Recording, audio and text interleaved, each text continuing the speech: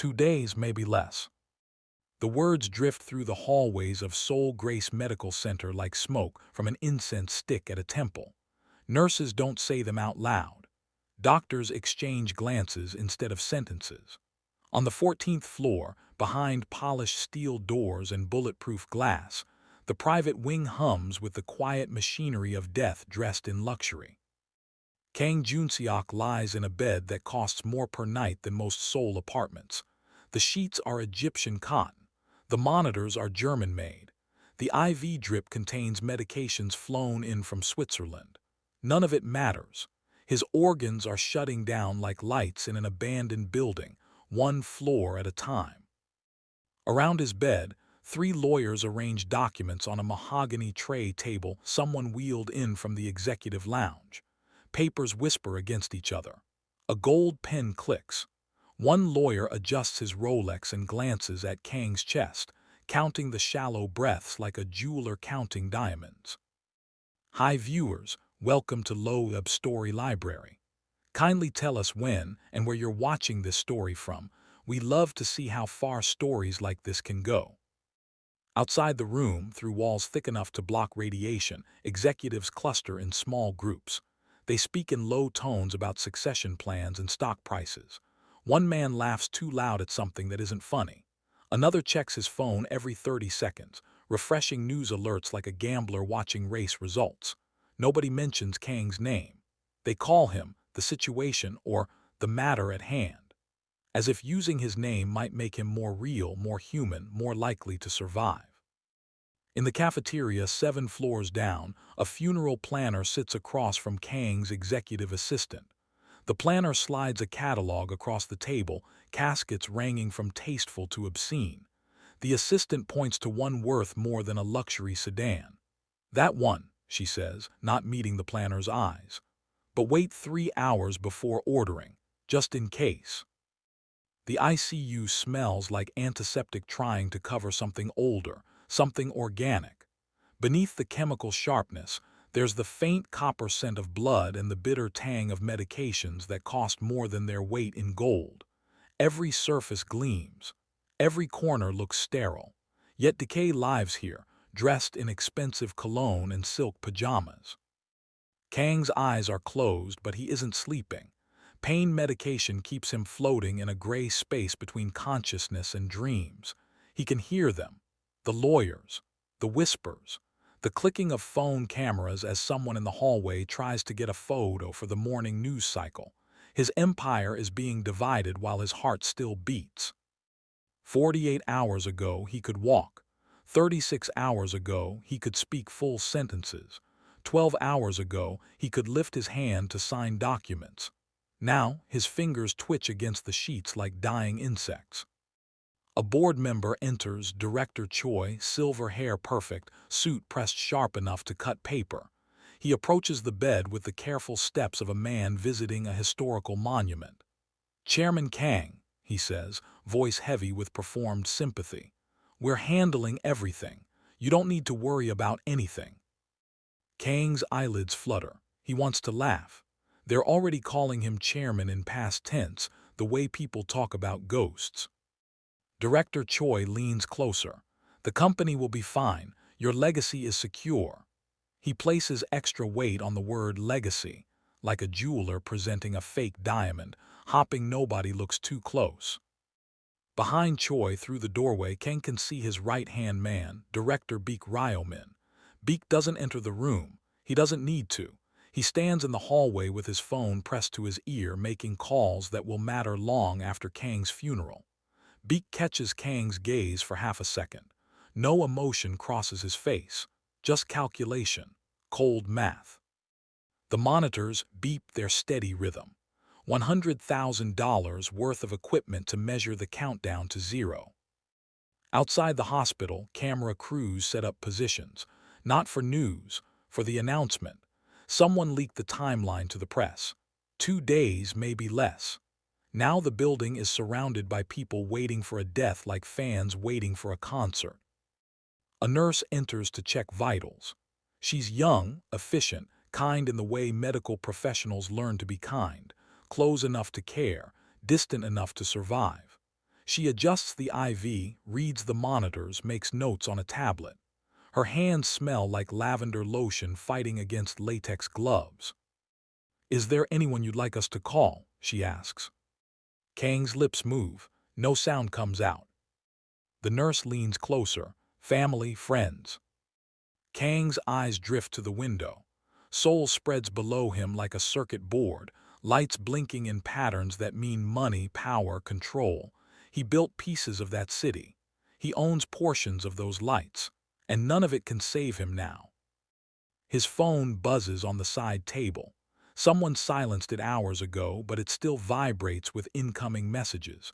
Rivals offering condolences. Politicians sending prayers. Each message a polite way of saying, "We're coming for your territory." Director Choi's phone rings. He steps into the hallway, voice dropping to a whisper. Through the glass, Kang watches him nod, frown, nod again. Business that can't wait for death to finish its paperwork. The lawyers finish their document review. One of them approaches Kang with a tablet. "Chairman, if you can just press your thumb here for the biometric signature." A phone rings in the hallway. Not a cell phone.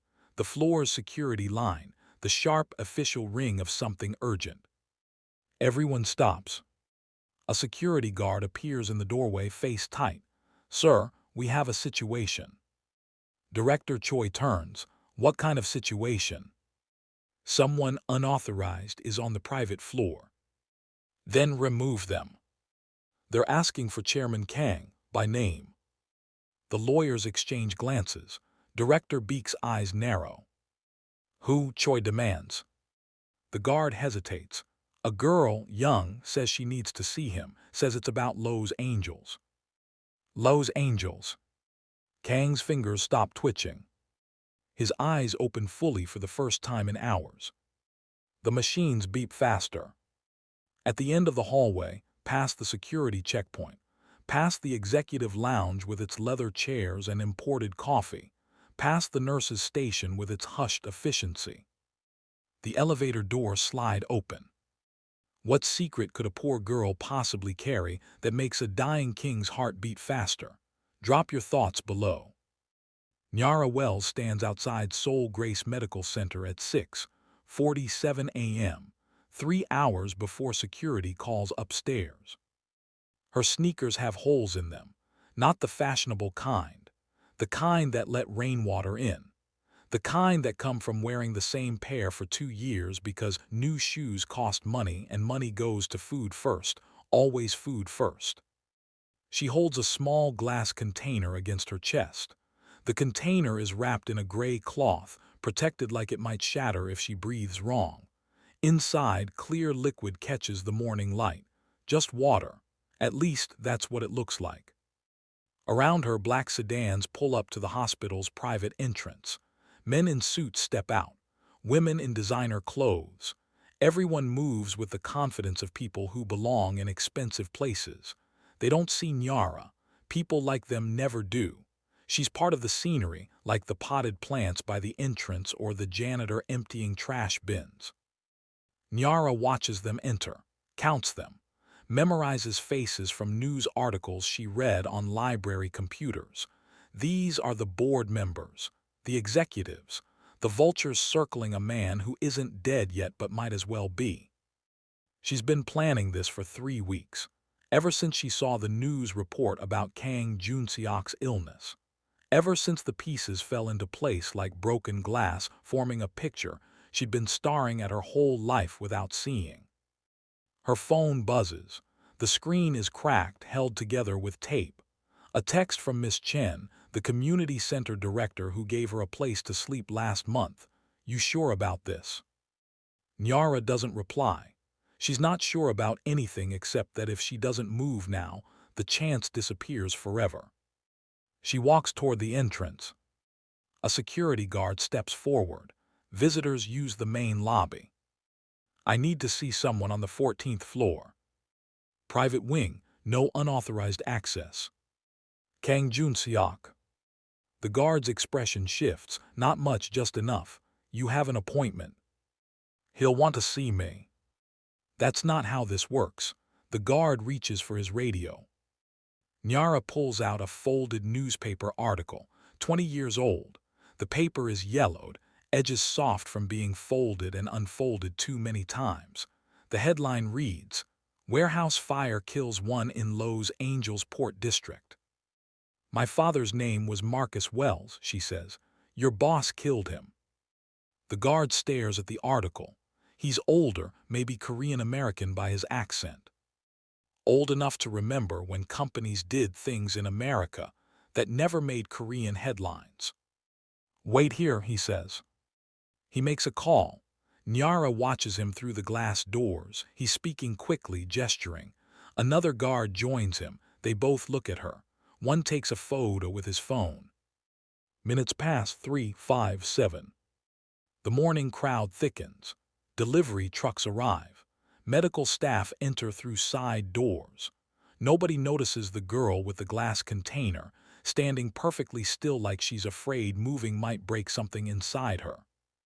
The first guard returns. "Someone's coming down to talk to you." "I need to see Kang Jun-seok." "That's not possible." "Then I'm waiting here." "You can't." "I'll stand outside, public sidewalk, but I'm not leaving." The guard's jaw works. He makes another call. 10 minutes later, a woman in a sharp blue suit emerges. Executive assistant type, expensive haircut, practiced smile that doesn't reach her eyes. "I'm Director Han," she says. "I handle matters for Chairman Kang. Perhaps I can help you." "I need to see him, in person." "That's not possible. He's in intensive care." Nyara lifts the glass container slightly. The water inside catches light, seems to glow. "I have something he needs." Director Han's eyes flick to the container. "What is that?" "Medicine. The chairman has the best doctors in Asia." "This isn't from doctors." "Then we can't accept it. Hospital policy." "This water comes from the place his company contaminated. The place my father died. The place that gave Kang Jun-seok his blood disease." Director Han's practiced smile falters. "Just for a second, just enough." "I don't know what you're talking about." "Yes, you do. Everyone on that board knows. They paid settlements, they buried lawsuits, they hoped everyone would forget." Nyara steps closer. "But contamination doesn't forget. It stays in the soil, in the water, in the blood." Director Han's hand moves toward her phone. "One meeting," Nyara says. 5 minutes. If he doesn't want to see me after that, I leave. Security will remove you." "I'm on a public sidewalk. I'm not threatening anyone. I'm just standing here with a container of water, asking to see a man who killed my father." Nyara's voice stays level, calm. "But if cameras show up, if reporters start asking why a poor black girl is standing outside asking about contamination and cover-ups, that becomes a different story." Director Han's expression hardens. "Are you threatening to go to the press?" "I'm saying what's true. What happens next is up to you." They stand in morning light, two women separated by every kind of distance except physical. One with power, one with truth. Both knowing truth without power is just noise, but power without truth is just a timer counting down. Director Han makes a call, speaks in rapid Korean, listens. Her face changes. Surprise, concern. She glances at Nyara like seeing her for the first time. "Someone will take you upstairs," she says. "You have 3 minutes. Security stays in the room. You don't touch anything. You speak, you leave." "I need to bring this." Nyara indicates the container. "Security will test it first." "It's just water." "Then testing won't be a problem." A different guard appears. Younger, military bearing. He gestures toward the private entrance. Nyara follows him through glass doors that whisper shut behind her. The lobby smells like money, expensive floor cleaner, fresh flowers, leather furniture that costs more than her entire apartment building. They take a private elevator. No buttons inside. The guard uses a key card. The elevator rises in silence except for the mechanical hum. 14 floors. each one feeling like a border crossing between worlds. The doors open. The hallway is wider than her apartment. Art on the walls. Real art, not prints. Everything designed to say, regular people don't belong here. At the end of the hall, through glass walls, Nyara can see a cluster of men in expensive suits. They turn as she approaches. Eyes track her like security cameras. Some faces show confusion. Others show contempt. One man, older, silver-haired, with the kind of face that's used to being obeyed, steps forward. "I'm Director Choi. You have 3 minutes to explain why we shouldn't call the police." Nyara doesn't answer him. She looks past him through the glass into the room where machines beep and monitors glow. The man in the bed is smaller than she imagined, thinner. Death is making him human again, stripping away the layers of power that let him forget what he'd done. "My name is Nyara Wells," she says.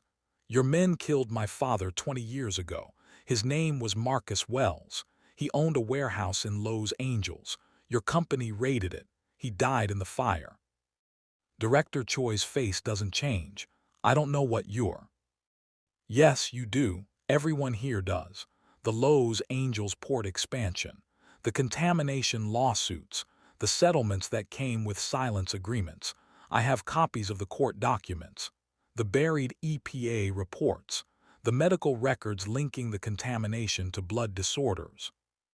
One of the other executives shifts weight, just slightly, just enough.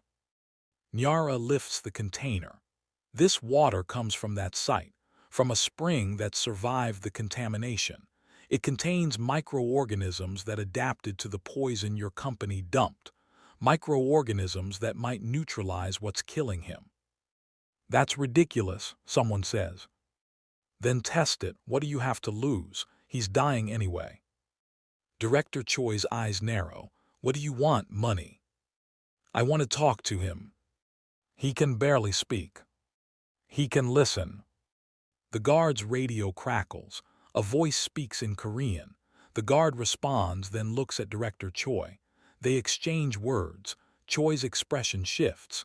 He glances back toward the room, then at Nyara. "The chairman wants to see her." The other executives explode in protest. "That's insane. She could be dangerous. We don't know what's in that container." Director Choi raises a hand. Silence falls like a curtain. 3 minutes, he says to Nyara. "Security stays in the room. You make one wrong move, you're finished."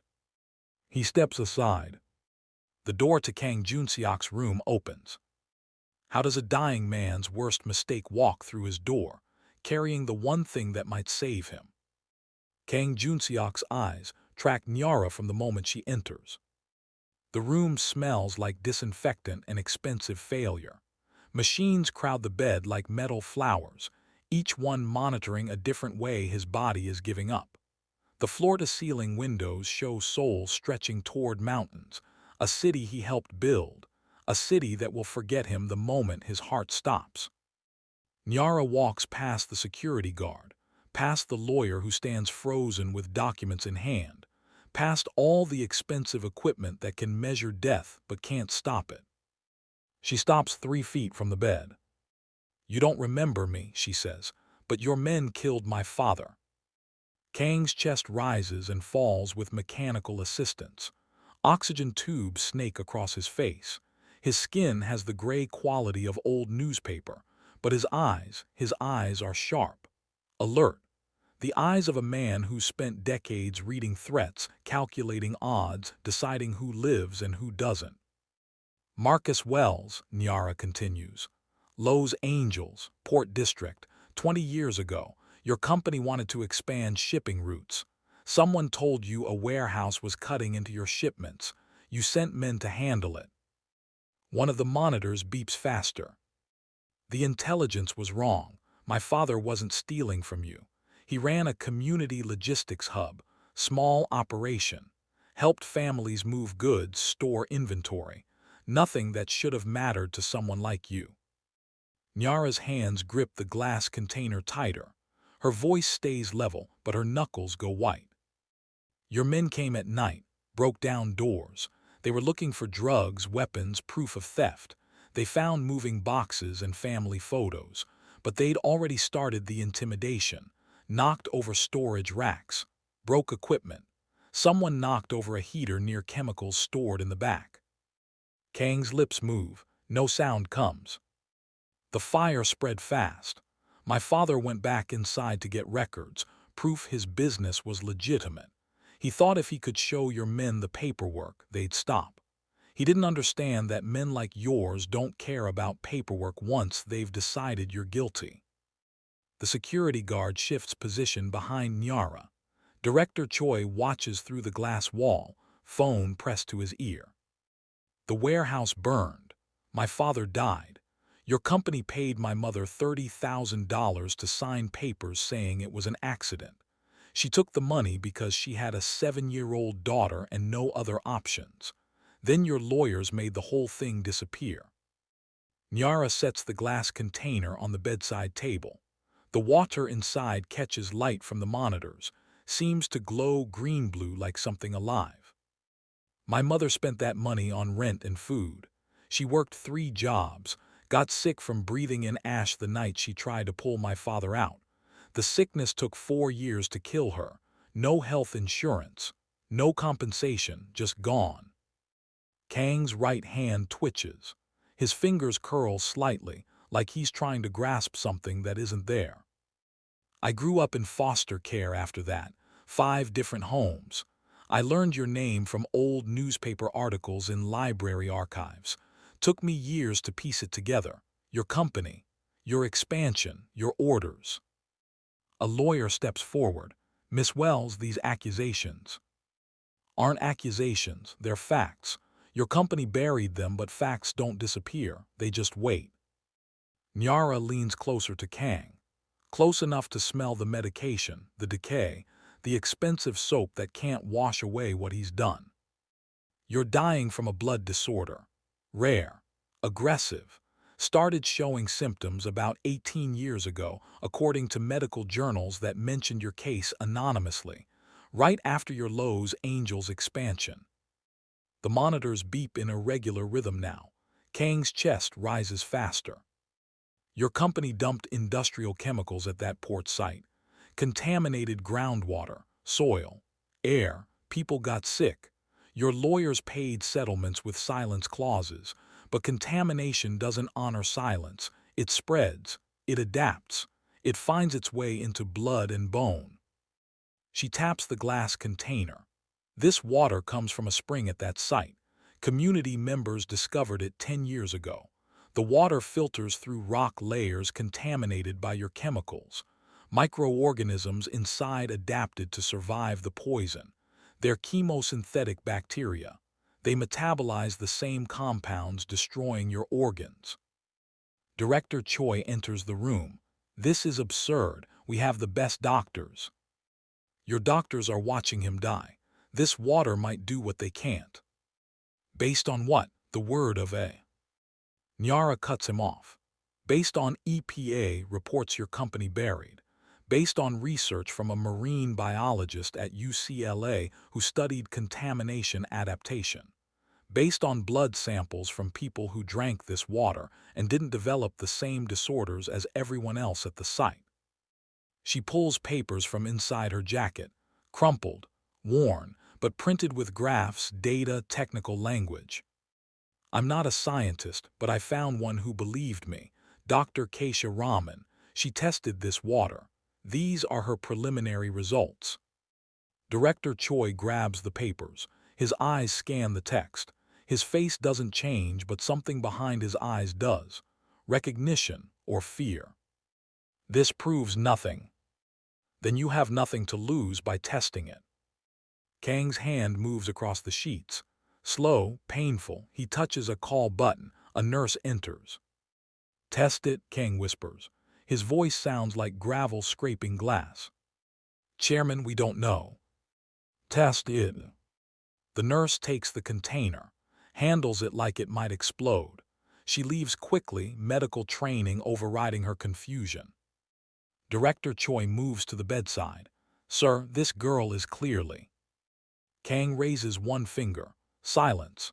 After decades of commanding men, the gesture still works. His eyes find Nyara again. He studies her face like he's searching for something. A memory, a ghost, proof she's real. Los Angels, he says, each word costs him effort. I remember, warehouse, fire, but the report said what you paid them to say. Kang's eyes close. For a moment, Nyara thinks he's passed out. Then tears leak from beneath his eyelids. Not many, just enough. Your father, his name. Marcus Wells. He tried to show us paperwork. Nyara's breath catches. You were there. Not there, I gave the order. Kang's eyes open.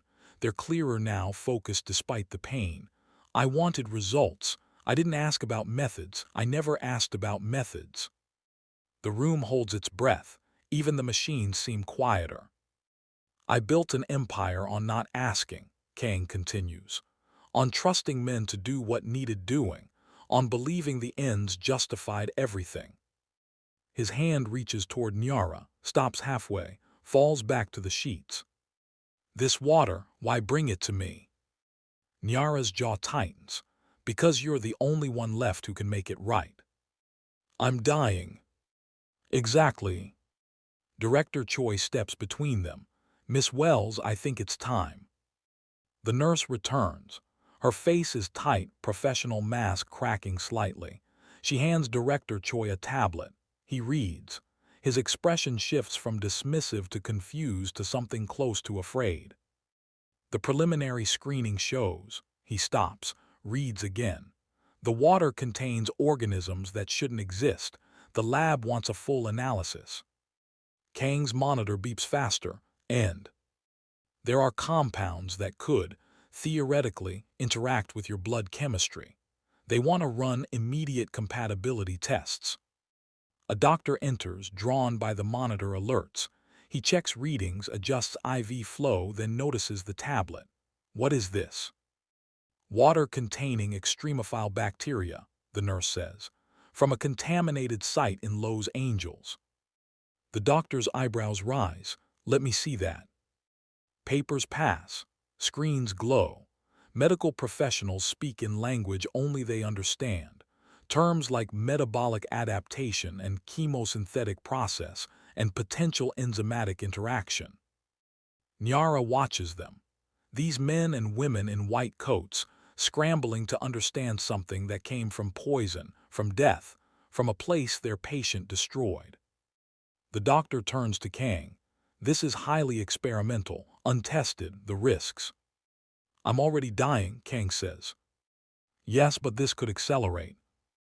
How long do I have without it? The doctor hesitates. 24 hours, maybe less. Then I have nothing to lose. The doctor looks at Director Choi. Choi looks at Nyara. Nyara looks at Kang. I'm not giving you this water, she says. Everyone turns. I'm offering a trade. Director Choi's voice drops to something dangerous. A trade for what? Nyara reaches into her jacket again, pulls out more papers. These ones are crisp, new, printed at a library computer this morning. For justice. She hands the papers to Choi. His face goes rigid as he reads. Kang coughs, blood flecks his lips. What does she want? Director Choi reads aloud, voice flat with shock. Public admission of corporate wrongdoing at the Los Angeles port site. Full disclosure of contamination records. Compensation fund for affected families. Whistleblower protection for employees who report past crimes. End. He stops. And what? Kang asks. Nyara answers. You step down, not quietly, publicly. You dismantle the systems that let men like you destroy people like my father and never face consequences. The room erupts. Can a dying man's last act be redemption? Or is justice just another form of revenge? 20 years earlier, Los Angeles smelled like salt water and diesel fuel. The port district stretched for miles, shipping containers stacked like metal building blocks, cranes moving against gray sky, trucks rumbling through streets where everything was transit and nothing was home. Marcus Wells' warehouse sat 3 blocks from the main terminals. Small operation, 2 loading bays, office space converted from a garage. He'd bought it with money saved from 15 years of dock work, money that should have gone to retirement but went to dreams instead.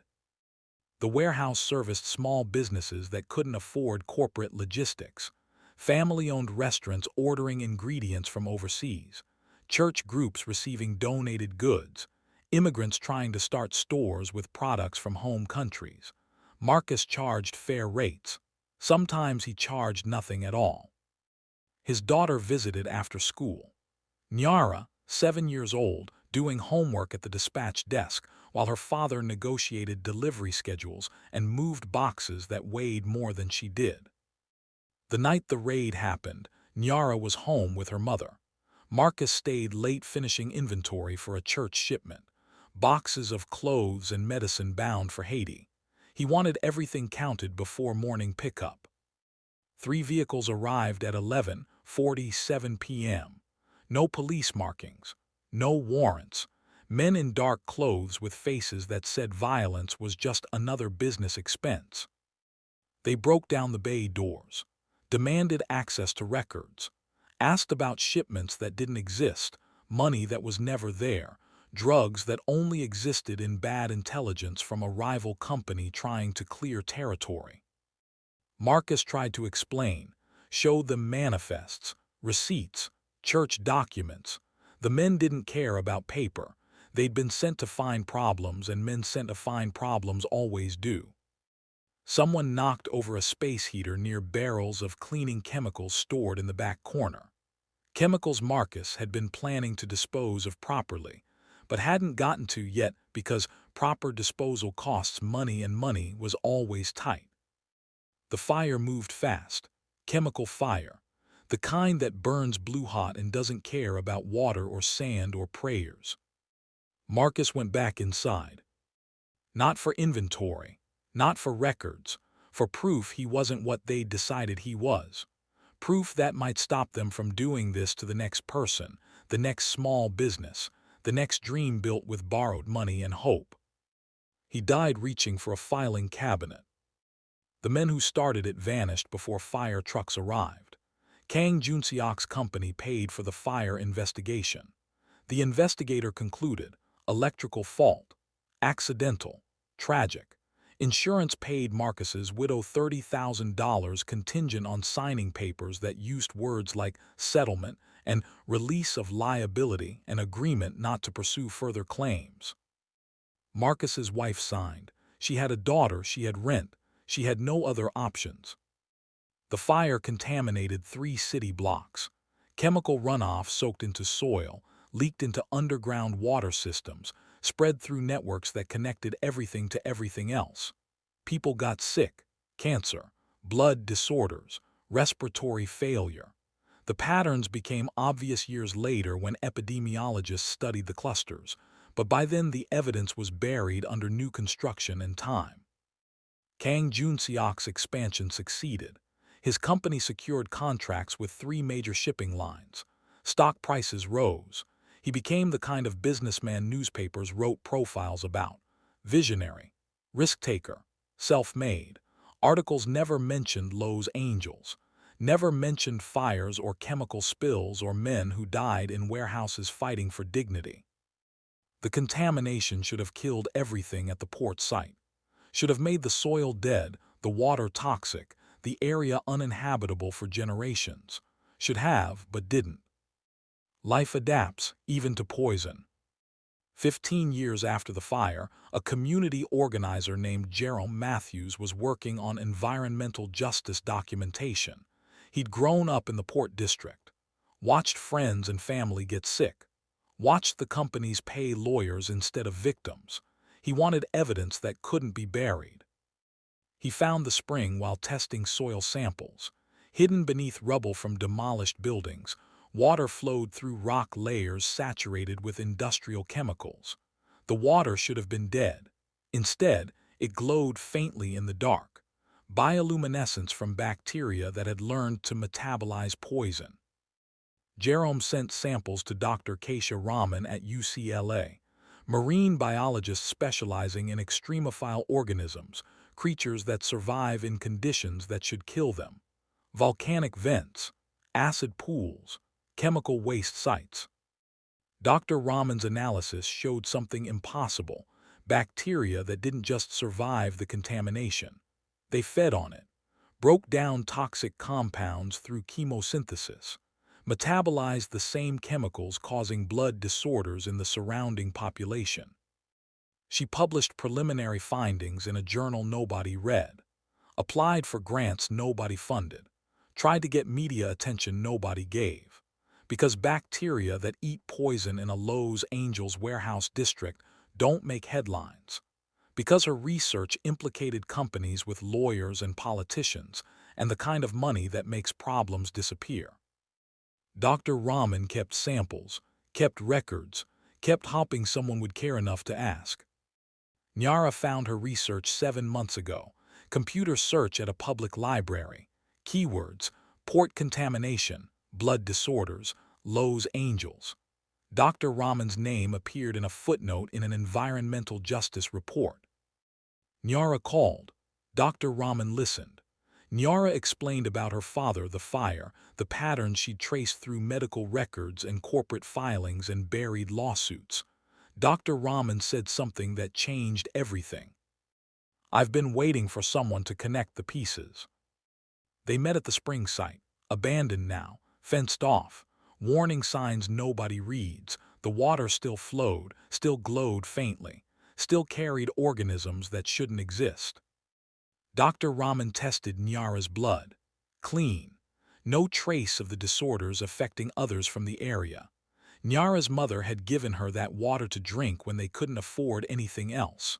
Water from the spring, filtered through cloth, boiled because that's what her mother learned growing up poor. Boil everything. The bacteria protected her, metabolized the toxins before they could cause damage, adapted her blood chemistry in ways Dr. Raman's equipment could barely measure. "This could save lives," Dr. Raman said.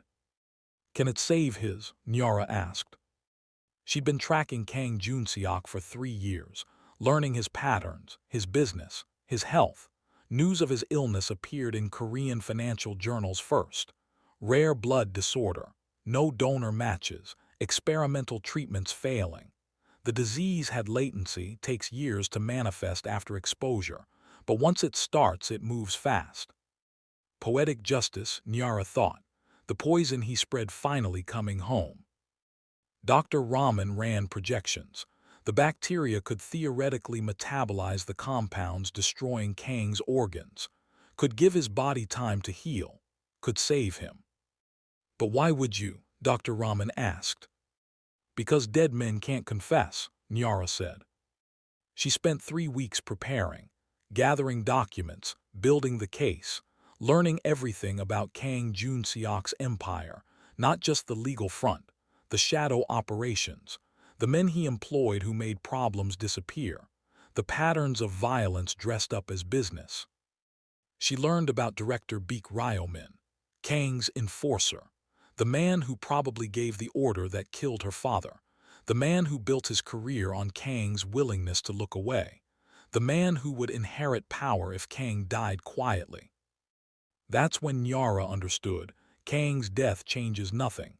His death just passes the poison to the next person, creates a martyr, lets the system survive intact.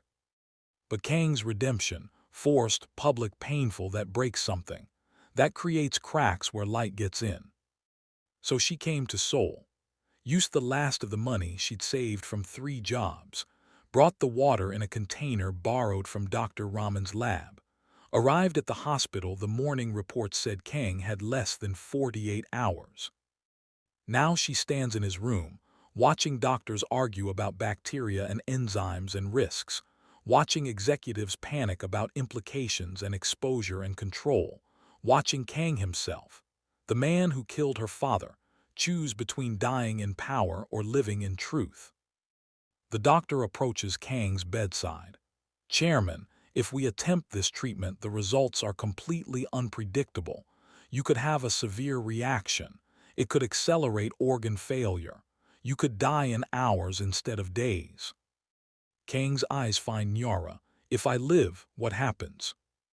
You honor the agreement, Nyara says. Public admission, full disclosure, compensation, protection for whistleblowers, and you step down.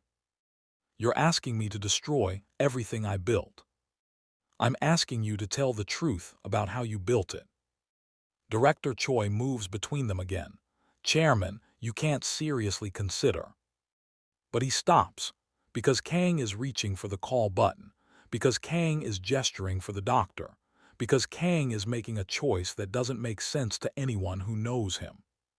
Test compatibility, Kang says. If it won't kill me immediately, I want to try it. The room shifts, possibilities realigning, power structures cracking. Then Nyara sees him, through the glass wall. Director Beek Ryomin watching from the hallway, phone in hand, face empty of expression. The man who actually gave the order 20 years ago. The man who has more to lose than anyone. The man who can't afford for Kang to live long enough to tell the truth. Beek's eyes meet Nyara's. For just a moment. Just long enough for her to feel what her father must have felt that night in the warehouse. The weight of being seen by someone who has decided you don't get to exist. Beek turns and walks away. His phone is already against his ear. What happens when the man who gave the kill order realizes his boss might survive to name him? The compatibility test takes 40 minutes. Nyara waits in a sterile consultation room with security stationed outside. The room has chairs designed for bad news, tissue boxes on every surface, lighting that tries to be gentle but only manages to be depressing. She sits with her hands clasped, staring at medical posters about blood types and organ donation. Through the window, Seoul moves. Traffic, crowds. A city of 10 million people living their lives while a poor girl from Los Angeles waits to see if poison adapted into medicine can save a man who doesn't deserve saving. Her phone vibrates. Dr. Rahman, any update? Nyara types back, testing now. Brave thing you're doing. Is it, Nyara wonders, or is it revenge dressed up as justice? She spent so long imagining this moment, confronting the man responsible for her father's death, that she never stopped to ask what happens after. If Kang lives, if he confesses, if corporations face consequences, does that bring her father back? Does that heal her mother's absence? Or does it just create a different kind of emptiness? The door opens. The doctor enters with a tablet. His face is tight, professional, but something in his eyes suggests he's seeing things his medical training didn't prepare him for. The results are remarkable, he says. The bacterial culture in the water shows enzymatic activity that could theoretically break down the compounds causing Chairman Kang's organ failure. The compatibility screening suggests minimal rejection risk. Nyara's chest tightens, so it could work. Theoretically, but this is completely experimental. No trials, no long-term data. We'd be administering a treatment that doesn't exist in any medical database. If something goes wrong, he's dying anyway. Yes, but there's a difference between dying slowly and dying badly. The doctor sets the tablet down. Miss Wells, I need to understand your intentions. Why help a man you clearly despise? I don't despise him. I don't know him well enough for that. Then why? Nyara looks at the tissue boxes, the gentle lighting, the chairs built for grief. Because dead men are martyrs, living men are accountable. The doctor nods slowly. He's older, old enough to have seen power protect itself, old enough to know corporate admissions rarely happen. The board wants to take custody of the water, he says. They want to administer treatment without your conditions. Can they? Legally, it's complicated. You brought an unregistered substance into a hospital, but you didn't sell it, didn't claim it was medicine, you just brought water. He almost smiles. Smart. Dr. Rahman's idea. You're marine biologist. Nyara nods. The doctor leans back. Chairman Kang has agreed to your terms. He wants to proceed with treatment, but Director Choi and several board members are blocking it. They're consulting with lawyers, trying to find a way to take the water without honoring your agreement. They can't. They're powerful men, Miss Wells. Power doesn't like conditions. Through the window, Nyara watches a plane cross the sky. Freedom looks simple from the ground. Just choose a direction and go. Nobody tells you about the weight, the fuel requirements, the invisible rules about altitude and airspace. What happens if they just take it? She asks. They'll try, but Chairman Kang's personal lawyer is blocking them. Some legal technicality about informed consent and experimental treatments. It's buying time. How much time? Hours, maybe less. The door opens again. This time it's Director Choi. His expensive suit looks rumpled now. His perfect hair has fallen slightly. The strain of managing a dying empire showing through the cracks. Miss Wells, Chairman Kang wants to see you. Nyara stands. Her legs feel unsteady. This moment she's been preparing for, and now it's here, and she doesn't feel prepared at all. They walk through hallways that smell like money and mortality. Executives cluster in small groups, whispering, watching. Some faces show anger. Others show calculation. One younger man, junior executive maybe, looks at Nyara with something that might be respect. Kang's room has changed. More monitors now, more doctors. The intensity has shifted from watching death to fighting it, or maybe just fighting something different than death, fighting for control of what death means. Kang looks worse, grayer, thinner, like every minute costs him something vital, but his eyes are clearer than before, alert despite the pain. Miss Wells, his voice is stronger, not much, but enough. Nyara approaches the bed. Security hovers near the door. Your terms, Kang says, public admission, compensation, whistleblower protection, stepping down. He pauses for breath. Why do you think I'd honor any of that? Because you're dying. Dying men make promises they never have to keep. That's why I'm not giving you the water until you start. Director Choi steps forward. That's extortion. That's leverage, Nyara corrects. You want what I have, I want what you know. This isn't complicated. Kang almost smiles. Blood flecks his lips. You remind me of someone. My father. No, me, when I was young, when I thought the world owed me something. He coughs.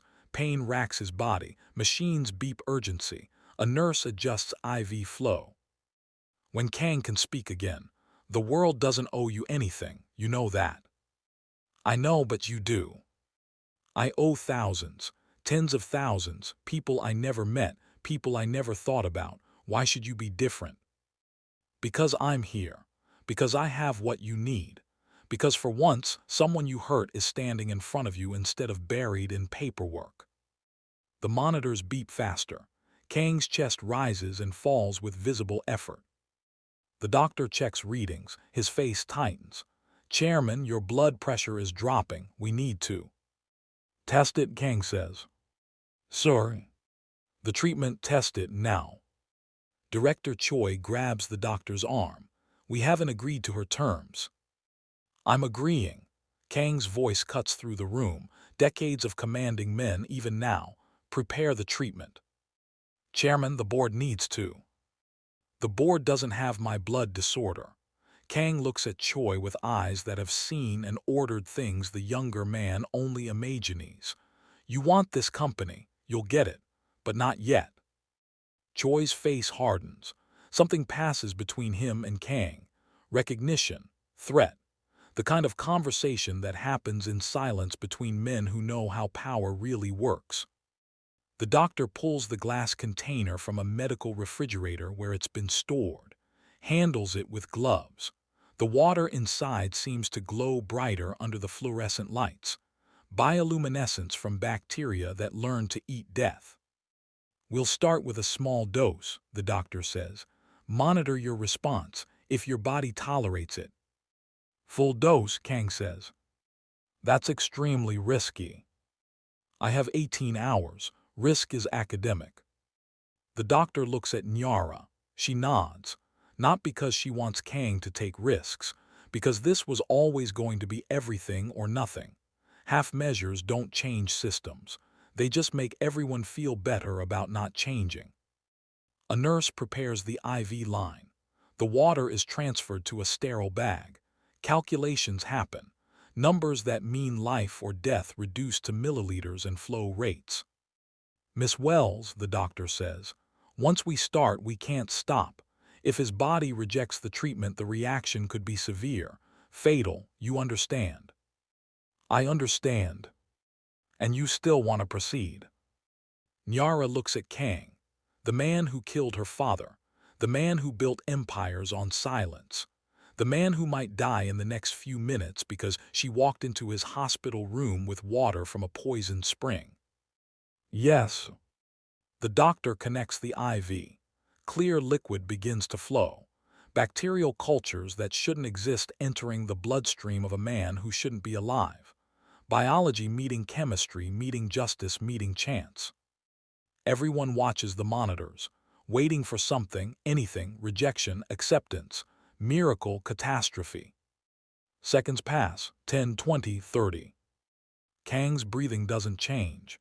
His heart rate stays steady, blood pressure holds. 1 minute, 2, 5.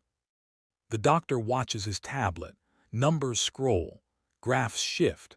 Medical language Nyara doesn't understand flows between professionals. His cellular response is, the doctor stops, reads again, unusual. Unusual how? Director Choi demands. The compounds in his blood are being metabolized, quickly, much faster than any conventional treatment. One of the nurses gasps. Another leans closer to check monitors. His organ function is stabilizing, the doctor says. Disbelief colors his professional tone. The bacteria are doing exactly what they theoretically should, but what? But this shouldn't be happening this fast. This shouldn't be happening at all. Kang's eyes open wider. He takes a breath, a real breath, not the shallow, mechanical gasps from before, something deeper, like his lungs remember how to work. I feel, he stops, confused, different. Your pain, the doctor asks. Less, not gone, but less. The room shifts, possibility becoming probability, becoming something that might actually work. Then the door opens. Director Beek Ryomin enters, face empty, phone in his hand, and behind him, security guards Nyara hasn't seen before. Not hospital security, private guards, the kind with military backgrounds and no hesitation. Chairman, Beek says, voice smooth, dangerous. We need to talk. When a miracle starts working, someone always tries to own it, even if they have to kill to keep it. Beek's guards position themselves between the door and Kang's bed. Not aggressive, not yet, just present, bodies that know how to occupy space in ways that make other people reconsider their options. Everyone out, Beek says. Medical staff stays, everyone else leaves. Director Choi bristles. You can't. I can, security protocols. Potential contamination risk. Beek's voice stays level, reasonable. The tone of someone who's practiced making threats sound like policy. We need to isolate the chairman until we understand what's been introduced into his system. The doctor steps forward. Director Beek, the treatment is showing positive results. Positive according to whom? An unauthorized girl with unverified substances. We're securing the situation. Nyara moves toward the IV stand. Beek's hand shoots out. Doesn't touch her. Doesn't need to. Just blocks her path with the kind of precision that says violence is always an option. Miss Wells, you've done enough. The treatment isn't finished. The treatment is under review. Beek gestures to his guards. Escort her out politely. A guard reaches for Nyara's arm. She pulls back. If you stop the IV now, you could kill him. That's a medical decision, not yours. Kang's voice cuts through. Beek, stand down. Beek turns. His face remains empty, but something shifts in his posture. the way a predator adjusts when prey unexpectedly moves. Sir, I'm protecting your interests. My interests include not dying in the next 6 hours.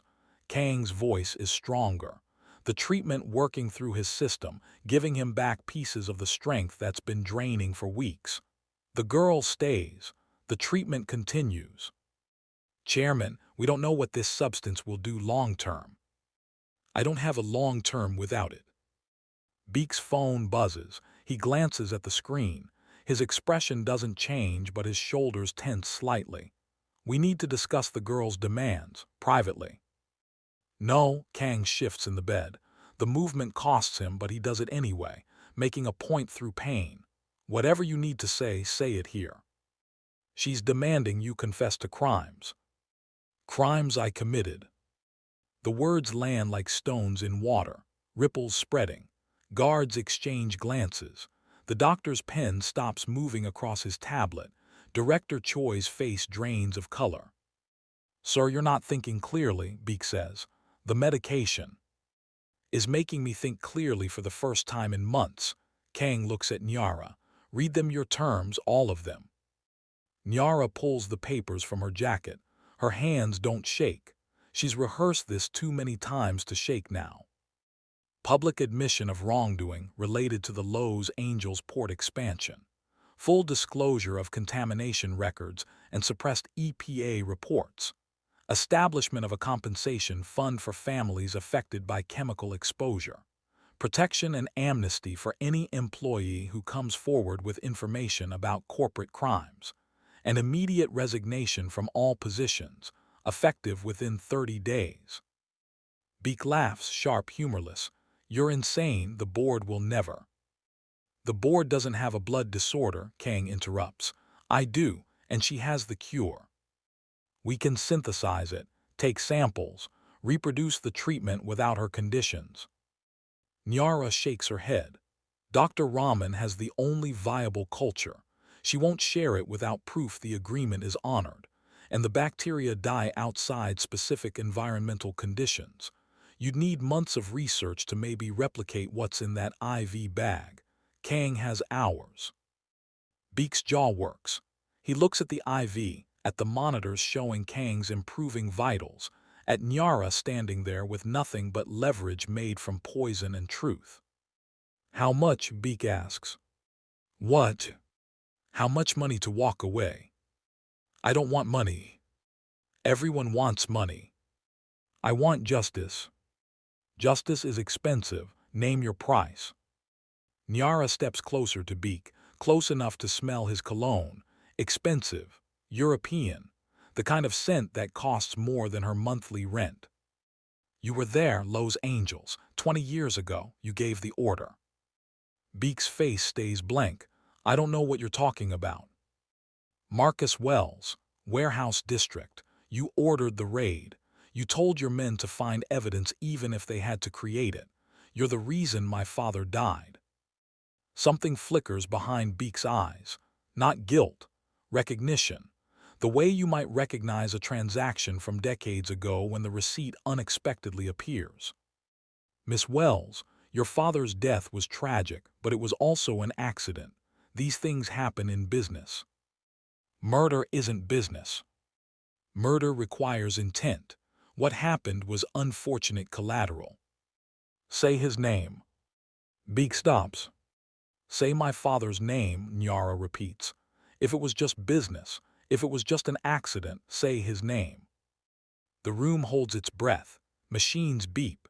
Soul traffic hums through reinforced windows. Somewhere down the hall, a phone rings. Beak's phone buzzes again. He glances down, his face hardens. We're done here, guards remove. Marcus Wells, Kang's voice, quiet but clear. His name was Marcus Wells. He died because I wanted market share, because I trusted Beak to handle obstacles, because I never asked what handle meant. Director Choi moves toward the bed. Chairman, please, you're not well. I'm dying, there's a difference. Kang looks at Beak. How many others? Sir. How many other Marcus Wells? How many warehouses, buildings, businesses? How many obstacles did you handle that I never asked about? Beak's phone buzzes a third time. He silences it. Everything I did was for this company, for you. I didn't ask if you did it for me. I asked how many. Beak's face finally shows emotion. Anger, cold and controlled. You want to confess, destroy everything we built. Over what? A girl with accusations and dirty water. Over the truth. Truth, Beak's voice drops. Truth is what powerful people agree on. Truth is what survives legal review. Truth is what we make it. That's how this works. That's how it's always worked. He turns to Nyara. You think confession changes anything. You think powerful people face consequences. They don't. They retire with golden parachutes. They write memoirs. They become consultants. The system protects them because the system is them. Then I'll break the system. Beak smiles. No warmth, just teeth. You're a foster kid with a high school education and borrowed clothes. I have lawyers who bill more per hour than you've earned in your life. You can't break anything. Nyara pulls out her phone, opens an app, shows him the screen. That's a live stream, she says. Started the moment I walked into this hospital, recording everything. Audio, location data, timestamps. Already backed up to 3 different servers in 3 different countries. If anything happens to me, it publishes automatically. Beak's smile disappears. Dr. Rahman has copies of all medical data. Jerome Matthews from the Community Justice Center has legal documents. 5 different journalists have been briefed and are waiting for my signal. And a lawyer I've never met but who apparently hates corporate immunity is ready to file charges the moment I confirm Kang's confession. She puts the phone away. You're right, I'm nobody, but I'm connected to people who have been waiting for someone to care, and now someone does. Beak's phone buzzes again. This time he answers, listens, his face goes rigid. When? Pause. How many? Another pause. Secure everything. He ends the call, looks at Kang. The press is outside, 20 reporters. Someone leaked that you're receiving experimental treatment from a girl connected to the LA contamination case. They're asking about cover-ups and corporate crimes. Director Choi grabs his own phone, starts scrolling, his face pales. It's trending, social media. Korean CEO's past comes back. Someone posted court documents, buried EPA reports, medical studies linking contamination to blood disorders. Who posted them? Beak demands. Nyara raises her hand. I did. Scheduled posts. Time to go live if I didn't check in every hour. She looks at her phone. Which I haven't, because I've been in this room watching you try to silence the truth. Beak moves toward her, fast. The guard doesn't stop him. His hand grabs her wrist. Not hard enough to bruise, hard enough to control. You just destroyed him, Beak says. You just destroyed this company. Thousands of jobs, billions in assets. Over what? Revenge. Justice. There's no difference. Kang's voice cuts through again. Let her go. Beak doesn't release her. Sir, she's. Let her go. Beak's grip loosens, drops, he steps back, breathing controlled, professional mask cracking at the edges. Kang looks at Nyara. You planned this. Yes. Even if I refuse treatment. Especially if you refused. Dead martyrs get statues. Living confessors get accountability. Kang almost laughs. Blood still flecks his lips, but the color in his face is better. The treatment working. Life returning in exchange for truth. You're smarter than me, Kang says. Smarter than all of us. No, I just had nothing to lose. That makes strategy easier. The monitors show continued improvement. Heart rate steady. Blood pressure rising. Organ function stabilizing. The bacteria doing their work. Metabolizing poison. Giving a dying man hours he shouldn't have. Director Choi's phone rings. He answers. Listens. His face goes from pale to gray. Chairman, the board is calling an emergency session. They're voting on your removal, medical incapacity. Expected, Kang says. They're also freezing your accounts, claiming you're under undue influence. Choi looks at Nyara. They're saying she coerced you. Then I'll tell them otherwise. Sir, you can't, you're barely. I'm alive, that's more than I was 3 hours ago. Kang reaches for the bed controls, raises himself to sitting. The effort shows, but he does it. Get me a phone, get me a camera, get me whatever the press needs to hear this directly from me. Beak steps forward. You're making a mistake. I've made thousands. This is the first one I'm owning. They'll destroy you. I'm already dying. What else can they take? Beak's phone buzzes. He silences it without looking. Everything. They can take everything. Your legacy, your family name, your place in history. You'll be remembered as a criminal, not a builder. Good, that's honest. The doctor interrupts. Chairman, I need to run more tests. Your vitals are improving, but we don't know the long-term effects. Then monitor me while I talk to the press. Sir, the strain could kill me. I know, everything could kill me. That's been true for weeks. But now I have a choice about what I do with the hours I have left. He looks at Nyara. Your terms, all of them, I accept. Director Choi drops his phone. The guard near the door shifts weight. Beak stands perfectly still, calculating odds, running scenarios, trying to find an angle that salvages control. There's one condition, Kang adds.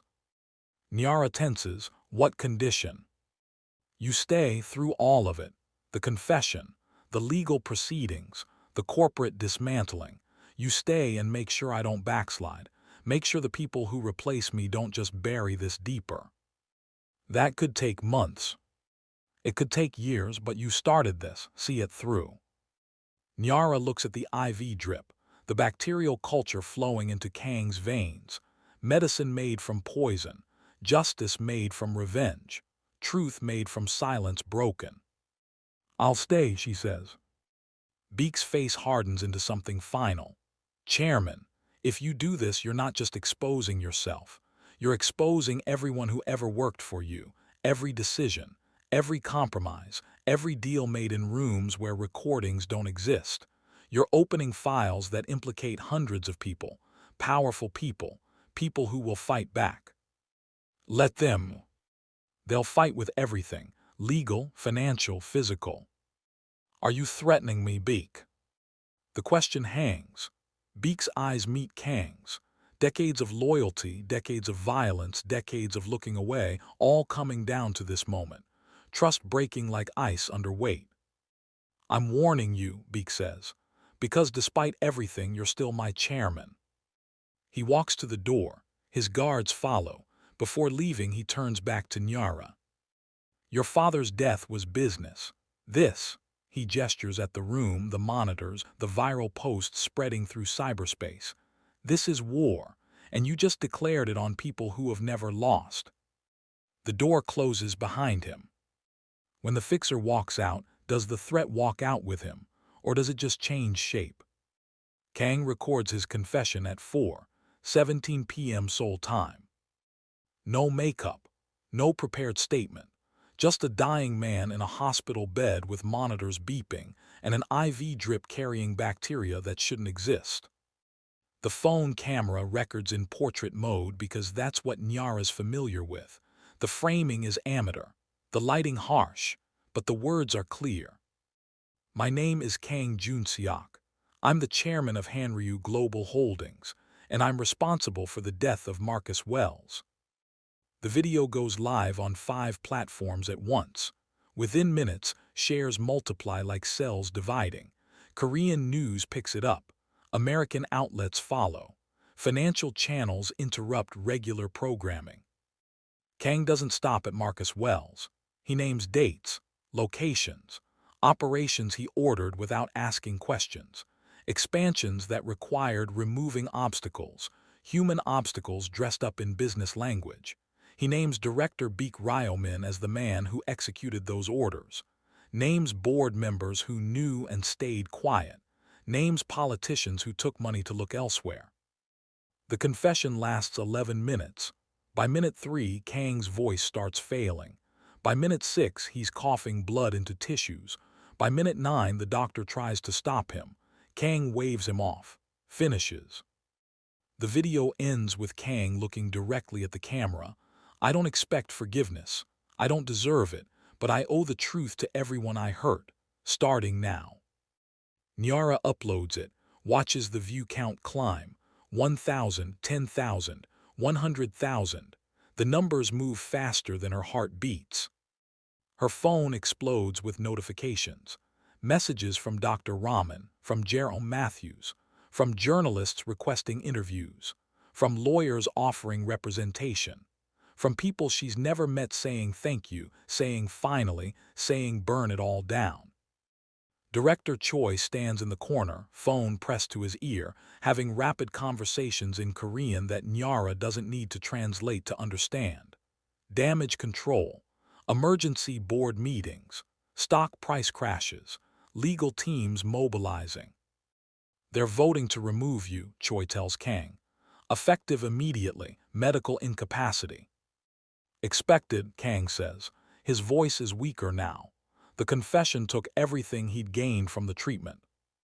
They're also freezing company assets pending investigation, seizing records, your personal accounts are locked, your property's under review. Choi looks exhausted. Sir, they're erasing you.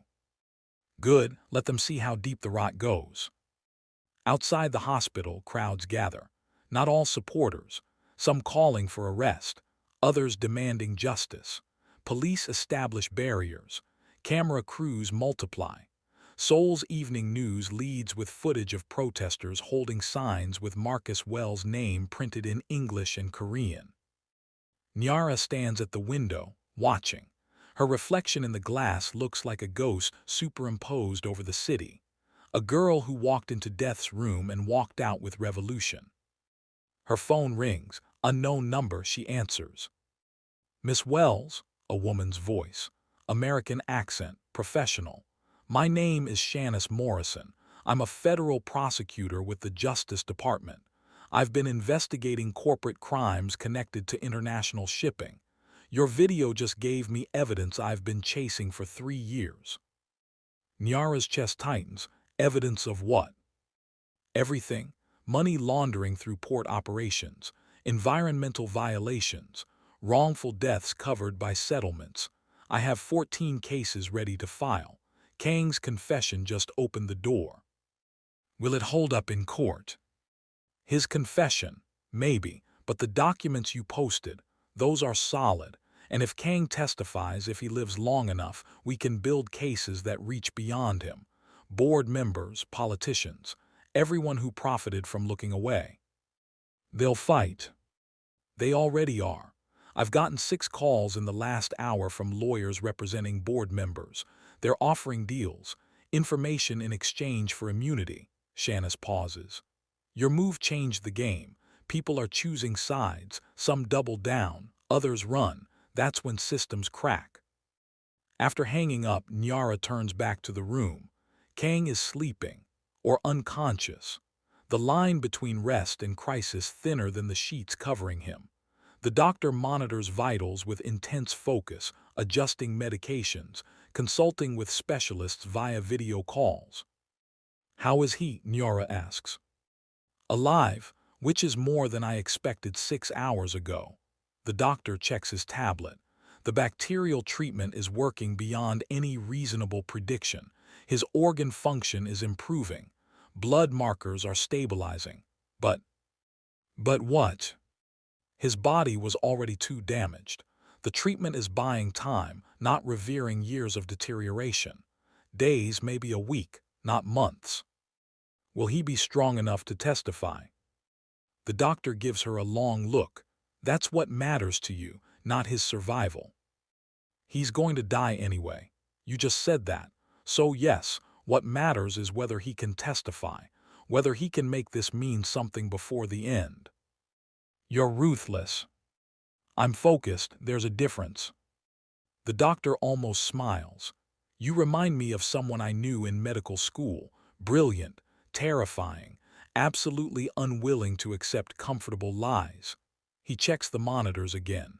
If he survives the night, he might be strong enough for a deposition. But travel, court appearances, that's unlikely. What about video testimony? Possible if we keep him stable. Nyara's phone buzzes. A text from an unknown number. Check the news. B. She opens a news site. The headline hits like a fist. Director Beek Ryomin calls press conference, denies all allegations. The video autoplays. Beek stands behind a podium, perfect suit, perfect hair, perfect expression of wounded dignity. The accusations made by Chairman Kang are the delusions of a dying man under the influence of experimental medications. I have served Hanryu Global Holdings faithfully for 23 years. I have never ordered violence, never covered up crimes. The chairman's illness has affected his judgment, and I grieve for the man I once knew. Beek pauses. His face shows practiced sorrow.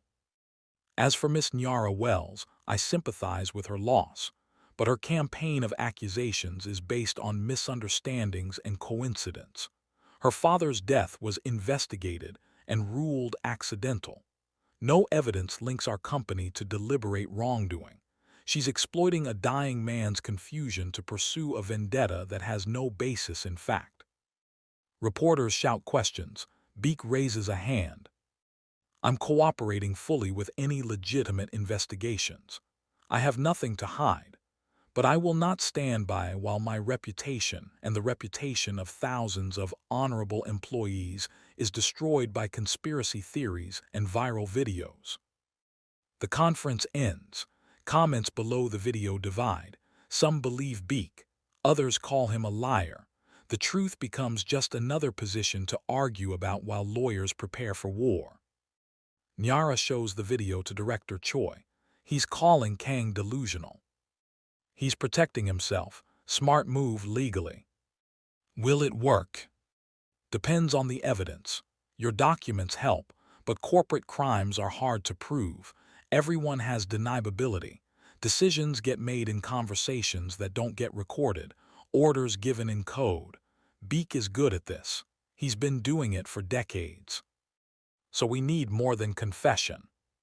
You need witnesses, paper trails, financial records that show motive and opportunity. You need people who were there to come forward. Will they?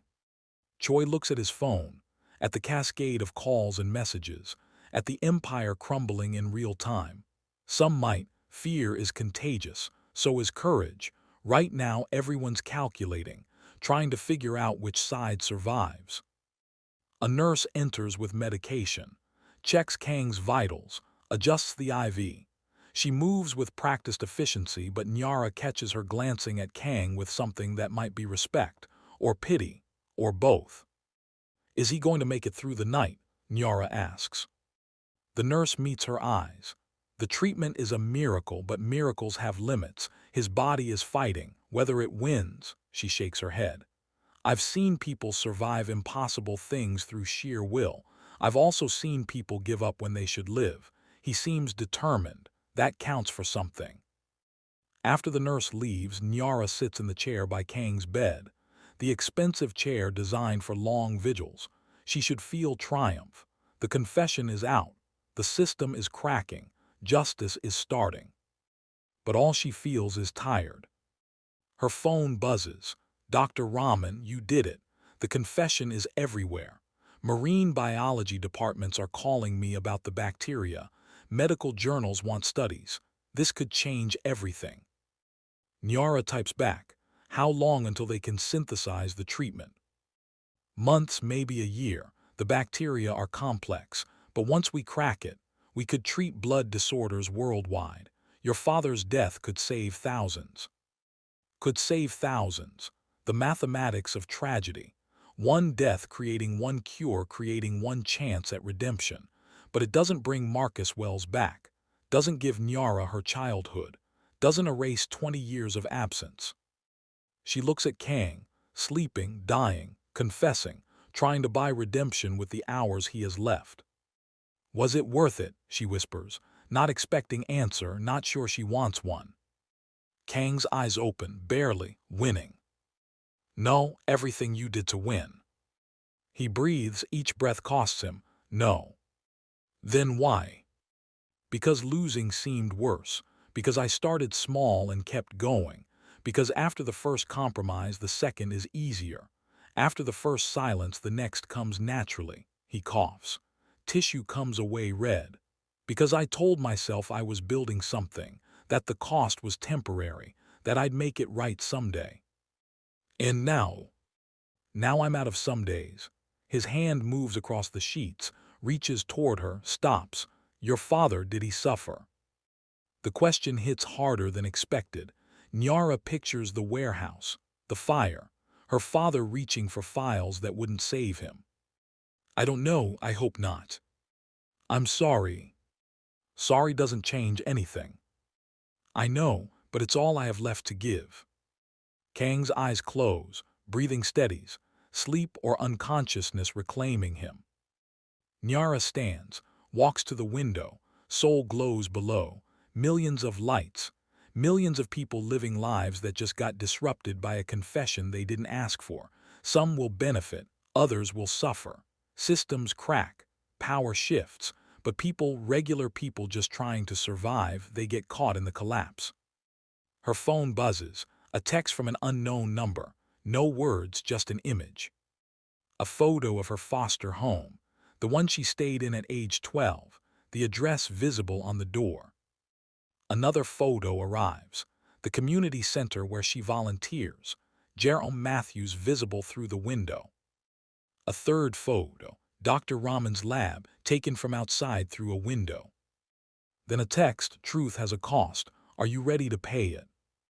No signature, no number to call back, just threat dressed as question. Nyara's hands shake for the first time all day. She shows the texts to the security guard. Someone's watching people I know. The guard examines the photos, calls his supervisor. Within minutes, 3 more guards arrive. Phone calls get made, plans form. Director Choi sees the commotion. What happened? Nyara shows him the texts. Choi's face hardens. Beak. You're sure? He's good at making threats look like anonymous warnings, good at making people disappear without fingerprints. Choi makes a call, speaks rapid Korean, hangs up. I'm arranging protection for everyone in those photos, but Miss Wells, you need to understand, you just declared war on powerful people. Beak isn't the only one who uses violence as a tool. I know. Do you, people die from this? Not dramatically. Not in ways that trace back. They have accidents, health problems, random crimes, and the investigations never quite find answers. That's why we need protection. Protection isn't immunity, and you can't hide forever. Nyara looks at the photos again. Jerome Matthews, Dr. Rahman, the foster home where kids who have already lost everything try to build something from nothing. Then we move faster. Get Kang's testimony recorded, get the evidence filed, make it impossible to stop even if something happens to me. That's the only play we have. They want me scared, want me to back down, but backing down means everyone I care about stays vulnerable. Moving forward means there's at least a chance. Choi studies her. How old are you? 17. You think like someone much older. I had to grow up fast. Foster care teaches that. And you're willing to risk everything for this. I already lost everything. My father, my mother, my childhood. This. She gestures at the room, the monitors, the dying king who's trying to buy redemption. This is me making it count for something. Kang's monitors beep faster. The doctor rushes over, checks readings, adjusts medications. His blood pressure is dropping, the doctor says. The treatment is losing effectiveness. Can you stabilize him? Maybe for tonight, but we're reaching the limits of what the bacteria can do.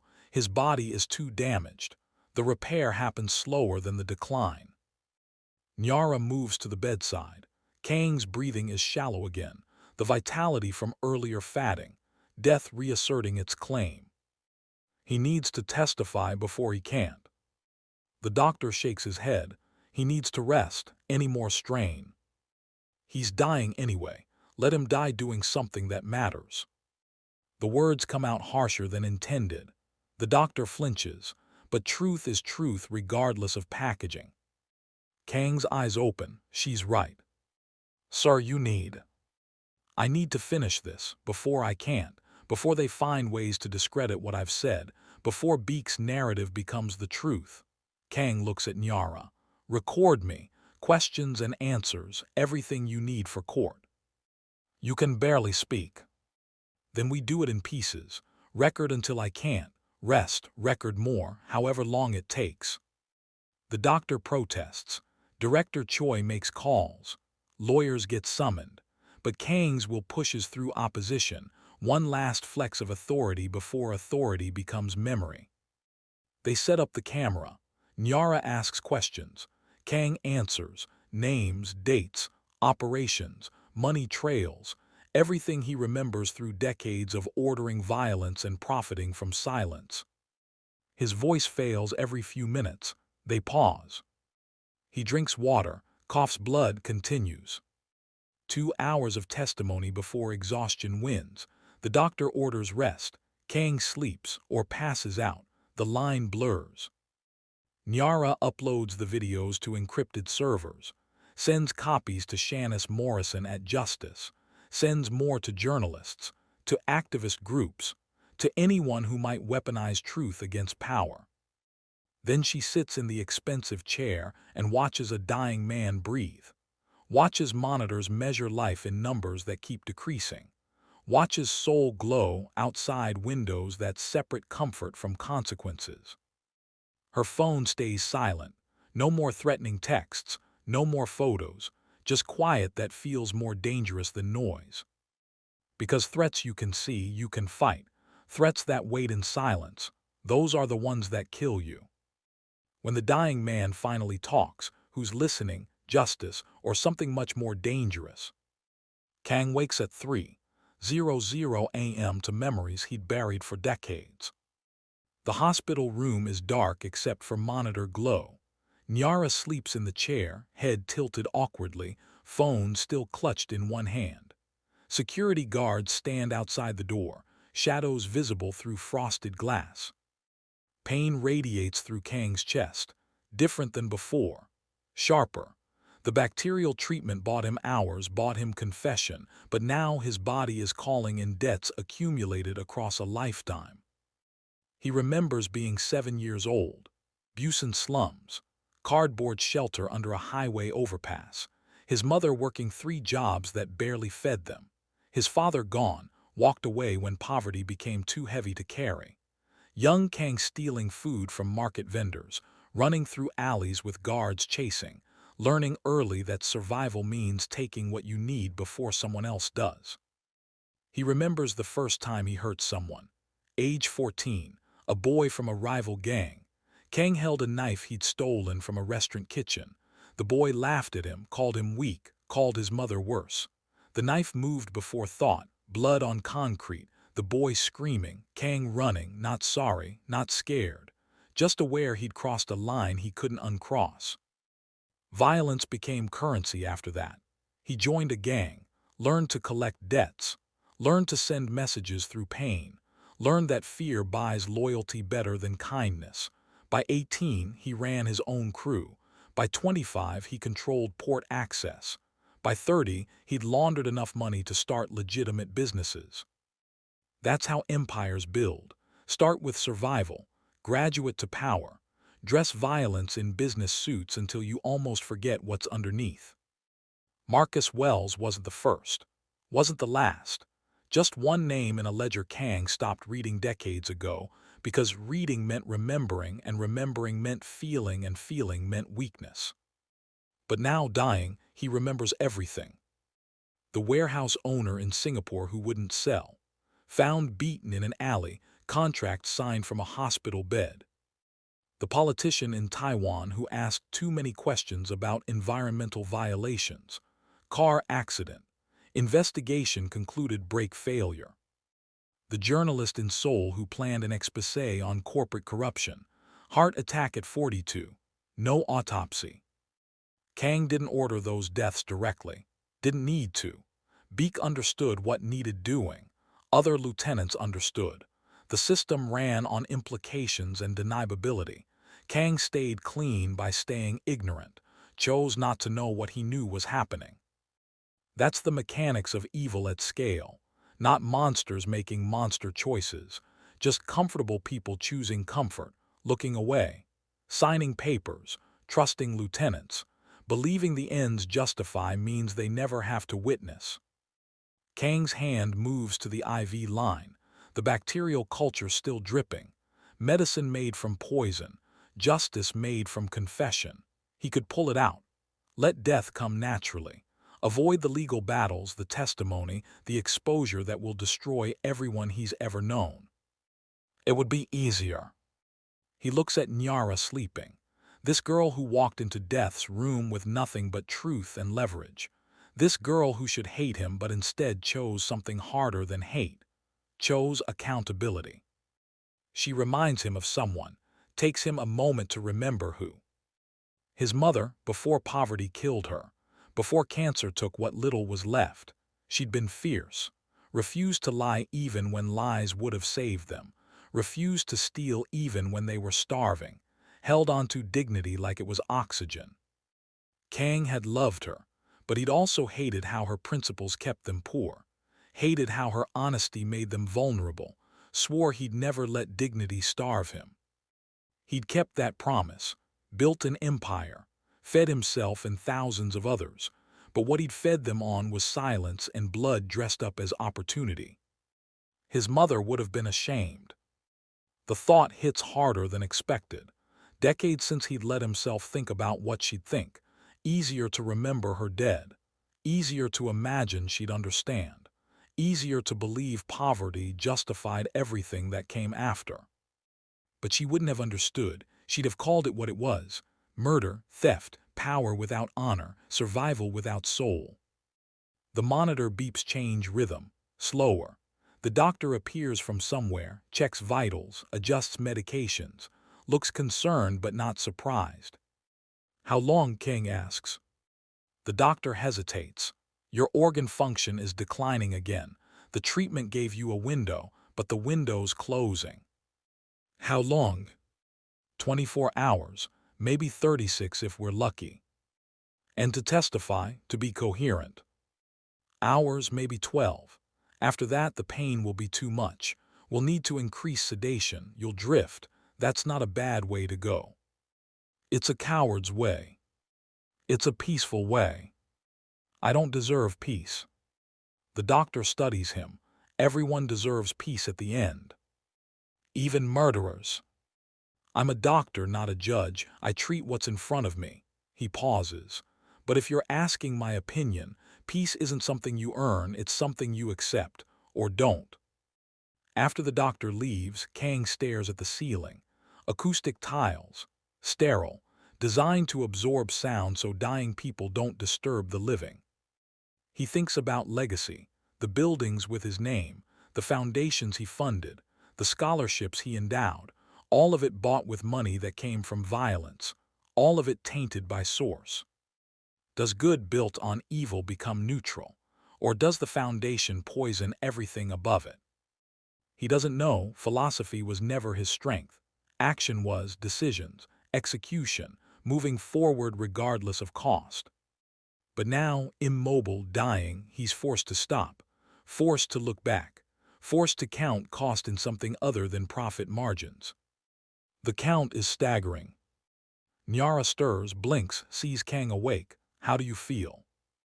Like I'm dying. You are dying. Good point, he almost smiles. You should go home, get real sleep. I don't have a home, been staying at the community center. You're homeless. Temporarily unhoused, there's a difference. Not much of one. Enough that it matters. She stands, stretches, vertebrae crack. You grew up poor, you remember what that's like. Every day. Then you remember how people look at you, like you're invisible, Or worse, like your dirt they stepped in, like your poverty is contagious. Yes. Did you forget when you got rich? Did you forget what it felt like? Kang considers lying, chooses truth. I tried to believe I'd earned my way up, that I was different, that poverty was weakness and wealth was strength. But I never stopped feeling poor, just got better at hiding it, better at pretending money filled the empty spaces. He coughs. Blood, always blood now. It didn't. Nyara sits back down. My foster parents used to say I was too angry, too bitter, that I needed to let go of the past and move forward. They meant well, but they didn't understand. The past isn't something you carry, it's something you're made of. Can't let go of your bones. No, you can't. So I stopped trying, started using it. The anger, the bitterness, the memory of my father dying in a warehouse fire while rich men decided his life was worth less than market share. That's my foundation. Build on it or build nothing. Kang sees himself in her, the same drive, the same willingness to weaponize pain, the same refusal to forget. He built an empire on that foundation. She's building justice. Same materials, different structures. What happens after I die? He asks. We use your testimony, build cases, go after Beak and everyone else, dismantle what you built piece by piece. And if they win, if they bury this like they've buried everything else, then we start again, keep fighting. There's no finish line in this, just forward. You sound like a soldier. I'm a survivor, close enough. Kang's chest tightens, pain radiating, monitors beep urgency. The doctor rushes in, medications adjust, crisis averted for now. When the doctor leaves again, Kang gestures Nyara closer. My personal safe. Combination is my mother's birthday, documents inside, financial records, communications, everything Beak thinks I don't have copies of, everything the board thinks is buried. Where's the safe? My office, Hanryu Holdings main tower, 14th floor, behind the painting of Busan Harbor. They won't let me in. Director Choi will, he owes me, and he's smarter than the others. He knows which side survives. Kang coughs, more blood. Tell him I released you as my representative, he'll understand. Why give me this? Because you'll use it. Because you don't have investments in comfortable lies. Because you're the only person in this entire situation who wants truth more than power. Nyara takes out her phone, records him saying the combination, giving permission, creating evidence that can't be denied. Thank you, she says. Don't thank me. I'm not doing this to be noble. I'm doing it because living wrong means dying means nothing. At least this way, my death breaks something that needs breaking. Still, thank you. Kang closes his eyes, exhaustion pulling him under, but before sleep claims him. Nyara. Yeah. Your father, would he be proud of you? She considers. I don't know, maybe. He was gentler than me. Believed in working within systems, not breaking them. But he's dead because systems failed him. So maybe he'd understand why I chose this path. I think he'd be proud. Angry, scared for you, but proud. And your mother. Kang's breathing catches. My mother would have stopped me, before I started, before the first compromise, before I traded my humanity for survival. She'd have told me starving with dignity beats feasting on blood. Would you have listened? No, I was too afraid of being poor again, too hungry for power, too certain the ends justified means. He opens his eyes, looks at Nyara. But I wish I had. I wish I'd listened. I wish I'd been brave enough to stay poor and clean instead of becoming rich and filthy. The words cost him. Admission costs everyone, but cost and worth aren't the same calculation. Nyara stands. I'm going to the office. Get those documents. Upload everything before they realize what's happening. Be careful, Beak knows about the safe. He'll be watching. Let him watch. I'm done hiding. She leaves, security follows. Kang hears their footsteps fade down the hallway. hears Soul waking up outside, traffic, voices, life continuing while his count's down. He thinks about his mother's face, can barely remember it now, decades of choosing to forget, but pieces remain, her hands, rough from work, her voice, soft even when angry, her insistence that honor mattered more than comfort. He'd forgotten so much, buried so much, built so much on top of what he'd buried that he couldn't dig back even if he'd wanted to. But now, dying, the weight of what he built collapses back onto bedrock, onto the boy who stole food, onto the teenager who held a knife, onto the man who chose power over principles and spent decades justifying that choice. The justifications fall away now, leave just truth, stark, unavoidable, painful as the disease eating him from inside. He built an empire, employed thousands, created wealth. And it was all built on bones. The monitors beep their steady countdown. The IV drips its bacterial compromise. And Kang Jun-seok, CEO, criminal, dying king, lies in expensive sheets and waits for either redemption or nothing at all. Can a lifetime of wrong choices be redeemed in hours? Or is confession just expensive theater before the final curtain? Nyara reaches Hanryu Holdings Tower at 6:47 a.m., 3 hours before business starts. The building is glass and steel, 60 stories of wealth and power rising from Seoul's financial district. Kang's name etched in marble at the entrance. Security checkpoints, turnstiles, cameras everywhere. The architecture of people who believe walls keep them safe. Director Choi meets her in the lobby. He looks like he hasn't slept. Suit wrinkled, tie loose, eyes red from screens or stress or both. "You have 10 minutes," he says. "After that, building security gets orders from the board. They'll remove you by force if necessary." 10 minutes is enough. They take a private elevator, keycard access. Smooth ride, floor numbers counting up while Nyara's phone buzzes with messages she doesn't read. Outside threats, inside countdown, time running out in every direction. The 14th floor is executive territory, corner offices, expensive art, silence thick as carpet. Choi leads her to Kang's office. Double doors, mahogany, handle that costs more than most cars. Inside, floor-to-ceiling windows show Seoul spreading toward mountains. Kang's desk is clean. Too clean. Someone's been here, removing things, securing assets, erasing evidence before investigators arrive. The painting hangs on the west wall. Busan Harbor at sunrise. Ships leaving port. Symbolic. Every rich man with humble beginnings needs art that reminds them where they started, as if remembering poverty absolves what you did to escape it. Nyara pulls the painting aside. Behind it, a wall safe, digital keypad. She enters Kang's mother's birthday. The safe clicks open. Inside, folders, USB drives, a handgun Nyara ignores, documents stacked thick as books.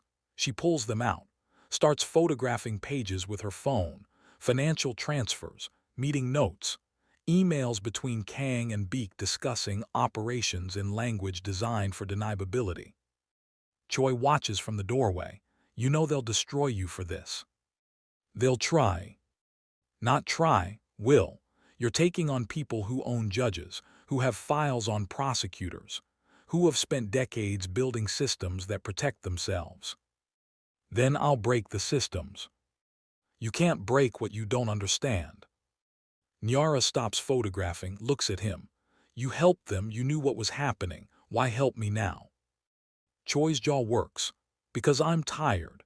Because I've watched Kang die for weeks and asked myself what I'll be dying from in 20 years. Because my daughter is your age and she asked me yesterday if her father is a good man." He pauses. "I didn't have an answer." "Are you?" "No, but maybe I can end as one." Nyara returns to photographing. Page after page. Evidence mounting in digital form that can't be destroyed by fire or lawyers or convenient accidents. She finds a folder marked LA Expansion 2004. Inside, contracts, shipping manifests, and a memo, handwritten, Beek's writing, instructions to clear warehouse obstruction with necessary force. Signature at the bottom, dated 3 days before her father died. Her hands shake. This is it. Direct order, paper trail, proof that connects Beek to her father's death in language that can't be explained away. She photographs it 3 times, different angles, makes sure every word is legible, uploads immediately to encrypted servers, sends copies to Shanice Morrison, to journalists, to anyone who might weaponize this before it disappears. 2 minutes, Choi warns. Nyara grabs USB drives, stuffs them in pockets, takes the memo. The original, physical evidence matters in court. Digital can be disputed, but paper is harder to deny. They leave the office. Security is already coming. 3 guards moving fast, not aggressive yet, but getting there. Stop right there, one says. You're not authorized. I'm representing Chairman Kang, Nyara says. Director Choi can confirm. The guard looks at Choi. Choi nods. She has permission, 10 minutes as agreed. That wasn't approved by the board. The board doesn't override Chairman Kang's authority until the vote is finalized. The vote was finalized 20 minutes ago. Medical incapacity. Chairman Kang is no longer. Choi's phone rings. He answers, listens. His face goes pale. He hangs up. Kang is in critical condition. Heart failure. They're trying to stabilize him. The memo feels heavier in Nyara's hands. Evidence or murder weapon. She forced a dying man to confess. Forced him to betray everyone who trusted him. Forced him to spend his final hours destroying the empire he built instead of resting peacefully. Is that justice? Or is it just revenge dressed in righteous language? The guards move closer. Miss Wells, you need to come with us. No. That wasn't a request. Choi steps between them. Let her go, she got what she came for. No need for confrontation. Director Choi, if you interfere. You'll do what? Fire me. The company is already tearing itself apart. Everyone's choosing sides. Some side with Beek, some side with truth. You're choosing right now. Which side survives? The guard hesitates. Career calculations happening behind his eyes. Follow orders or follow conscience. Power or principles. The math everyone runs when systems crack. He steps aside. Nyara and Choi rush to the elevator. Behind them, one guard radios for backup, but the elevator doors close. They descend, 60 floors back to ground level. Back to where regular people live. In the lobby, more security waits, but media is here too. Cameras, reporters who got tipped off somehow. Nyara walks through them, doesn't stop, doesn't answer questions, just moves. Outside, Seoul morning hits like cold water. Traffic, crowds, normal people starting normal days while corporate empires collapse in glass towers above them. Choi's phone rings again. He answers, listens. His face shows something between grief and relief. Kang's stable for now, but the doctor says hours, not days. I need to get back to the hospital. They won't let you in. Security is locking down, board orders. Then I'll force my way in. Nyara, Choi grabs her arm, not rough, just urgent. You've done what you came to do, you exposed him, you got evidence, you started the process, sometimes that's enough. It's not enough until he testifies, until Beek is arrested, until everyone who profited faces consequences. That takes time, months, years. Kang doesn't have years. Then we use what hours he has left. She pulls away, starts walking back toward the hospital. Security won't stop her, can't. Not with cameras everywhere, not with the story already viral, not with the world watching. Her phone rings. Shanice Morrison, Justice Department. I got the memo, Shanice says. Holy hell, Nyara, this is prosecutable, direct order, written evidence. We can arrest Beek today. Do it. Already moving, but I need Kang's testimony. Video deposition isn't enough. We need him in court, in person. He's dying. I know, but without him testifying directly, Beek's lawyers will shred this. They'll say the memo is fabricated. That handwriting can be forged. That dying men say crazy things. We need Kang alive and coherent long enough to testify under oath. How long? Days, a week if we're lucky. Can he last that long? Nyara looks back at Hanryu Holdings Tower. Kang's name in marble. His empire in glass and steel. His legacy being dismantled by a girl who walked into his death room with nothing but truth and poisoned water. I'll make him last. She hangs up, keeps walking. Soul flows around her. A city that doesn't stop for corporate scandals or dying kings or foster girls trying to make their father's death mean something. The hospital rises ahead. She's blocks away when her phone buzzes. Unknown number, no caller ID. She answers anyway. Hello, Nyara, Beek's voice smooth, cold. We should talk. We have nothing to talk about. I think we do. I'm at the hospital with Kang. Security let me through. Chairman privileges, you understand. He pauses. He's asking for you. I'm coming. I know, but here's what happens when you arrive. You walk into his room, you see him dying, and you give me the original memo, the one you took from his office. Never. Then Kang dies uncomfortable. The pain medication gets interrupted. His last hours become agony. Medical accidents happen, especially to patients whose treatment regimen is experimental and unstable. Nyara's chest tightens. You'd torture a dying man. I'd let nature take its course without unnecessary intervention. There's a difference. Beek's voice doesn't change, doesn't need to. Threat lives in implications. Your choice, the memo for Kang's peace, or truth for his suffering. The memo is already uploaded, already with prosecutors. You can't stop. I can't stop what's already out, but I can stop you from testifying about how you acquired it. I can create doubt about chain of custody. I can make the case complicated enough that it takes years instead of months. And I can make sure every person you care about has a very difficult time while we wait. Silence, soul traffic, her heartbeat, math calculating cost of truth against cost of surrender. 1 hour, Beek says. Come to the hospital, bring the original memo, we make a trade. You get to say goodbye to Kang. I get the most damaging evidence removed from circulation. Everyone wins something. Everyone loses something. That's called compromise. That's called extortion. Call it whatever helps you sleep. 1 hour. He hangs up. Nyara stands in soul mourning trying to decide if justice is worth a man's suffering. If truth is worth the pain it causes everyone who tells it.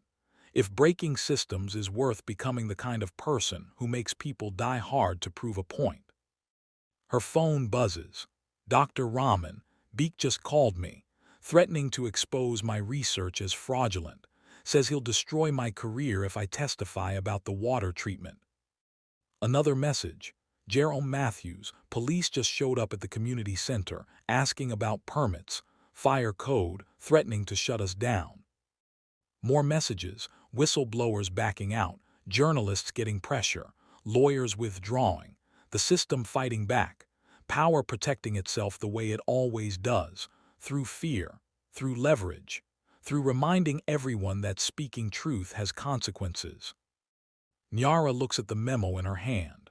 Her father's death reduced to paper and ink, evidence that could destroy Beek, or evidence that becomes her father's second death if she trades it for one man's comfort. She starts walking toward the hospital, still doesn't know what she'll choose, but she's learned one thing from Kang's confession. Sometimes you don't know what you'll do until the moment demands decision, until leverage meets conscience, until you're standing in the room where choices become permanent. The hospital rises ahead, glass and steel, death and machines, a dying king and the fixer who's decided kings don't get to confess. Nyara walks faster. When the price of justice is measured in someone else's pain, who gets to decide if it's worth paying? Nyara enters Kang's room at 8:23 a.m. Beak stands by the window, expensive suit, perfect posture, face showing nothing but professional concern. He could be visiting a dying friend, could be planning murder. The difference lives in invisible spaces between intentions and actions. Kang is awake, barely. His skin has gone translucent, veins visible beneath, breathing mechanical, machines doing work his body forgot how to do, but his eyes track Nyara, still sharp, still present. "You came," Beak says. "I came." "The memo." Nyara holds it up, doesn't hand it over. How long does he have? The doctor says hours, maybe 6, maybe 3. The bacterial treatment is failing. His organs are shutting down in sequence. Beak moves away from the window, closer to the bed. "I can make those hours easier, or harder, your choice." "How?" "Pain medication. I control the dosage now, board authority. I can keep him comfortable, or I can let him feel everything."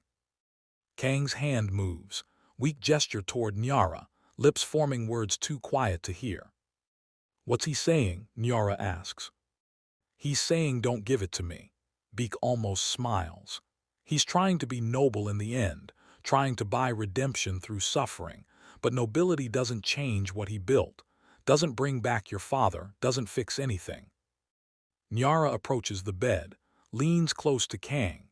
His breath smells like metal and medicine, death approaching with chemical precision. "Don't," Kang whispers. "Keep the memo, let me hurt, let it mean something." "It already means something. Your confession is everywhere. The system is cracking." "Not enough." Beak walks free. Everyone like Beak walks free unless you have proof, unless the memo survives. Beak's phone buzzes, he glances at it. "That's my lawyer, prosecutorial hearing in 2 hours. If you hand me the memo now, I'll enter a plea deal. Reduced charges, limited testimony, but I'll confess. I'll name names. Give prosecutors other targets, some justice instead of perfect justice." Nyara looks at the memo. Her father's death summarized in bureaucratic language. Clear warehouse obstruction with necessary force. No mention of fire. No mention of Marcus Wells. Just instructions that led to murder dressed as operational efficiency. "How do I know you'll honor a plea deal?" "You don't, but you know I'll honor this.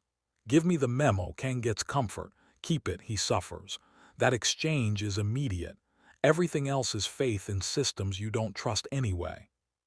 Math, horrible math. Trade physical evidence for physical comfort. Trade certainty for mercy. Trade justice for peace. "What would your father want?" Beak asks. "Would he want a man tortured to prove a point? Would he want you to become the kind of person who watches someone suffer to win?" "My father died because of you." "Your father died because mistakes happened, because intelligence was wrong, because operations go bad sometimes." Beak's voice stays level, reasonable. "I didn't kill him personally. I didn't order his murder. I ordered an operation that went wrong. That's tragedy, not crime. That's crime hiding behind language. That's how the world works, how it's always worked. Powerful people make decisions. Other people live with consequences. You can call it unjust, but injustice with order beats justice with chaos." Kang coughs. Blood comes up more than before. Machines beep urgency. The doctor appears, checks monitors, looks at Beak. "He needs increased pain management." "Not yet," Beak says. "Director Beak, medical ethics require." "Medical ethics follow board authority. I'm board authority now. We wait." The doctor's face tightens. He looks at Nyara, asking without words. She's the reason Kang is conscious. She's the reason he's suffering. She could end it. Just hand over paper and let morphine do its work. Nyara pulls out her phone, opens the recording app, starts filming. "What are you doing?" Beak asks. "Recording. You threatening to torture a dying man unless I surrender evidence. You admitting you control his pain medication. You confessing to operational decisions that led to my father's death." She turns the camera toward him. Keep talking. Tell the prosecutor everything you just told me. Beek's face finally changes, anger breaking through control. That recording is inadmissible. Maybe in court, not in public, not online, not when it goes viral and people see exactly who you are. You're bluffing. Watch me. She uploads the video, live stream, same platform she used for Kang's confession. Views start climbing immediately, 100, 1,000, 10,000. Beek's phone explodes with calls. He ignores them, moves toward Nyara, fast, grabs her phone. She doesn't resist, doesn't need to. The video is already out, already spreading, already becoming evidence that lives outside his control. He throws the phone. It hits the wall, screen cracks, but damage doesn't matter when truth is already transmitted. You just destroyed any chance of a plea deal, Beek says. I don't want a plea deal. I want prosecution, full charges, no compromises. Then you get nothing. I walk. I have lawyers better than yours. I have judges who owe me. I have money that buys time until memories fade and public attention moves on. You get headlines. I get freedom. That's how power works. Kang's hand reaches out, catches Nyara's wrist. His grip is weak, but intentional. He's right, Kang whispers. Beek walks, they always walk. System protects them. Then we break the system. Can't break from inside. Already tried, already failed. Kang coughs, more blood. You need different approach. What approach? Follow the money, follow it past Beek, past me, past Korea. Show the network, show how it all connects. Make it bigger than one confession. Make it about structures. His grip loosens, falls away. Breathing becomes irregular. Monitors show crisis approaching. The doctor rushes in. I need to sedate him now. His vitals are critical. Beek nods. Permission granted now that leverage is broken. Medications flow. Kang's breathing steadies. Pain leaves his face. Eyes close. Consciousness fatting into chemical peace. Nyara leans close. I'll follow the money. I'll show the network. I'll make it bigger. Kang's lips move. One word barely audible. Good. Then he's gone. Not dead. Just absent. Floating somewhere beyond pain. Beyond confession. Beyond everything except the mechanical rhythm of machines keeping his body technically alive. Beek watches monitors. Watches Kang fade. He has hours, maybe 6. The medication will keep him comfortable until the end. That's mercy you didn't earn. I didn't earn it because I don't need it from you. Then what do you need? Nothing you can give me. Nyara picks up her broken phone, screen cracked but functional. The video has 500,000 views, comments flooding in, some supporting, some attacking, truth becoming argument instead of fact. She leaves the room. Security doesn't stop her. Beek doesn't follow. The confrontation is over. Both sides claimed victories that might not matter. Outside the hospital, morning has turned to afternoon. Seoul moves. Traffic. People. Life continuing while dying kings fade and empires crumble and foster girls try to make sense of winning and losing when both feel the same. Shanice Morrison calls. I saw the video. It's not admissible, but it's powerful. Public pressure matters. We're moving forward with charges against Beek. Full prosecution. No deals. Will it work?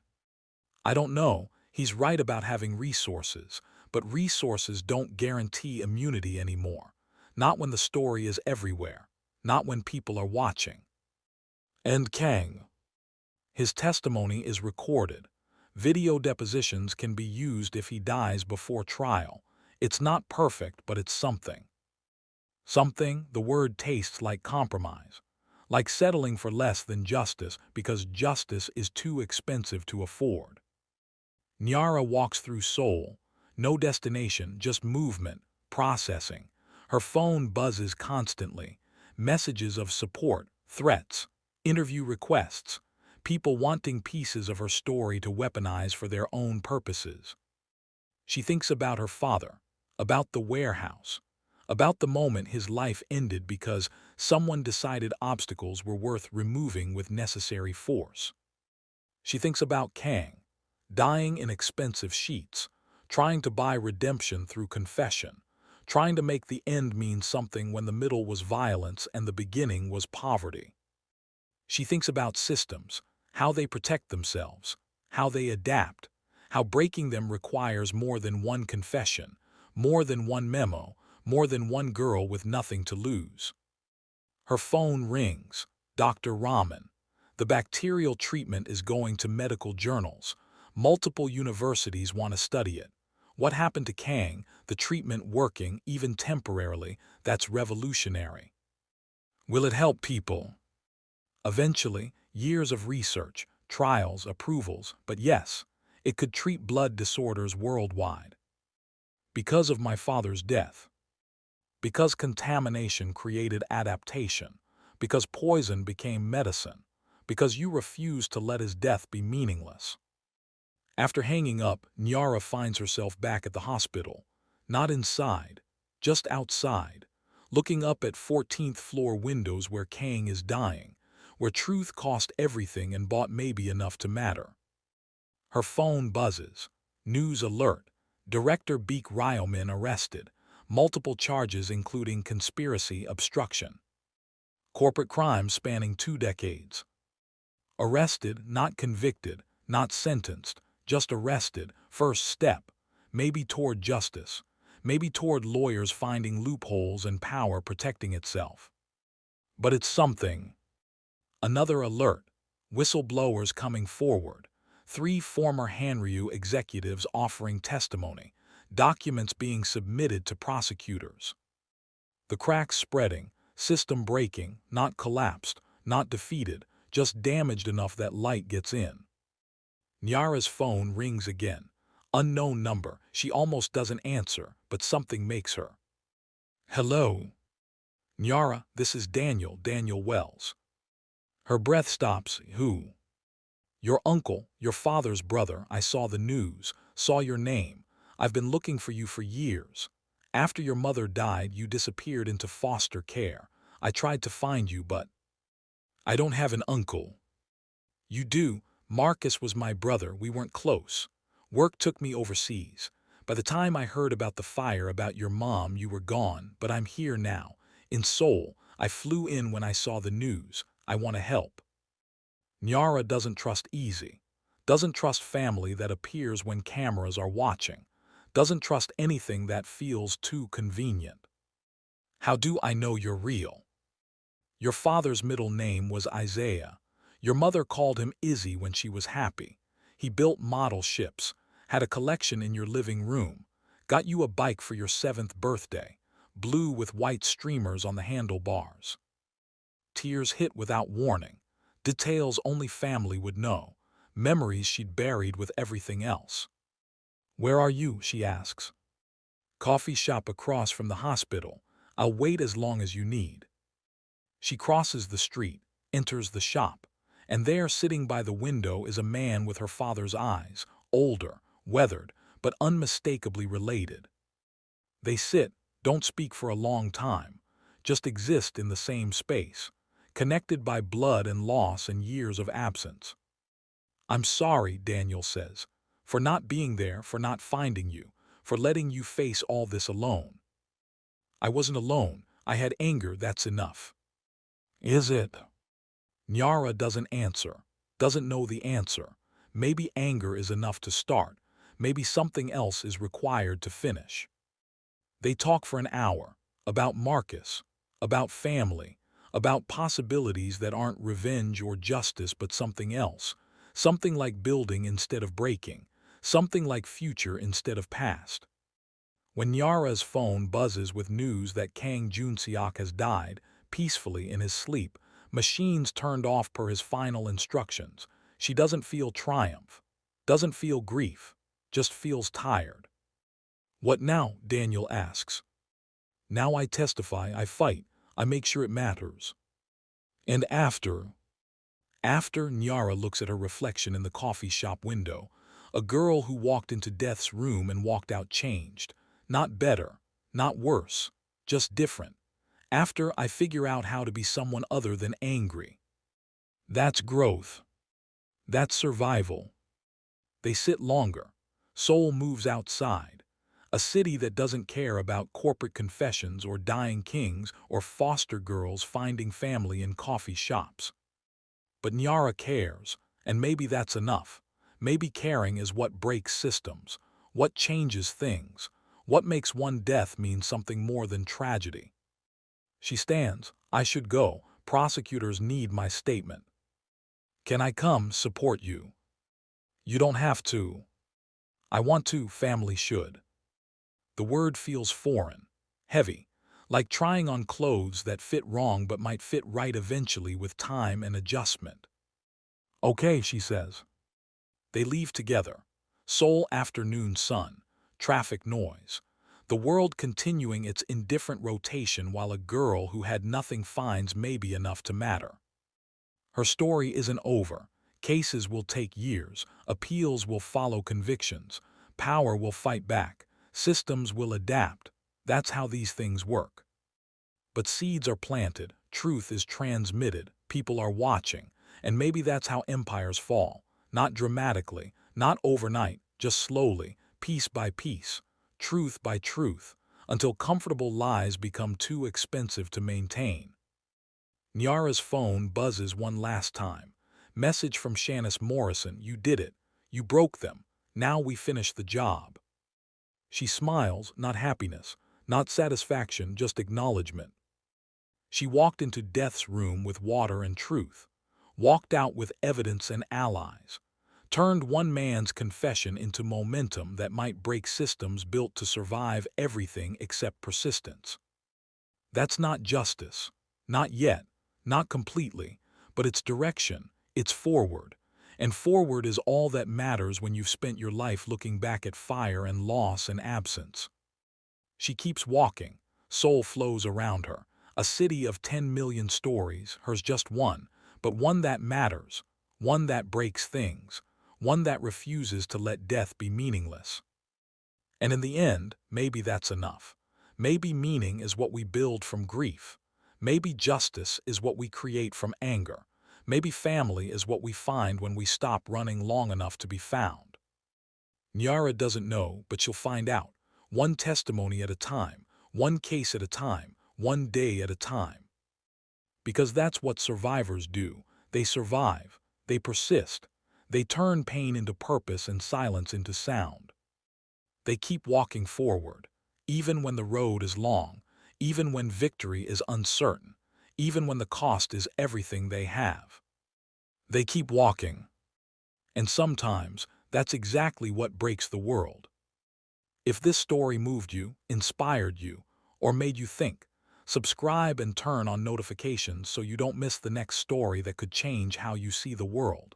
Share your thoughts in the comments and inspire others with what resonated with you. Every story we tell is an opportunity to spark change, and your voice matters. See you in the next one.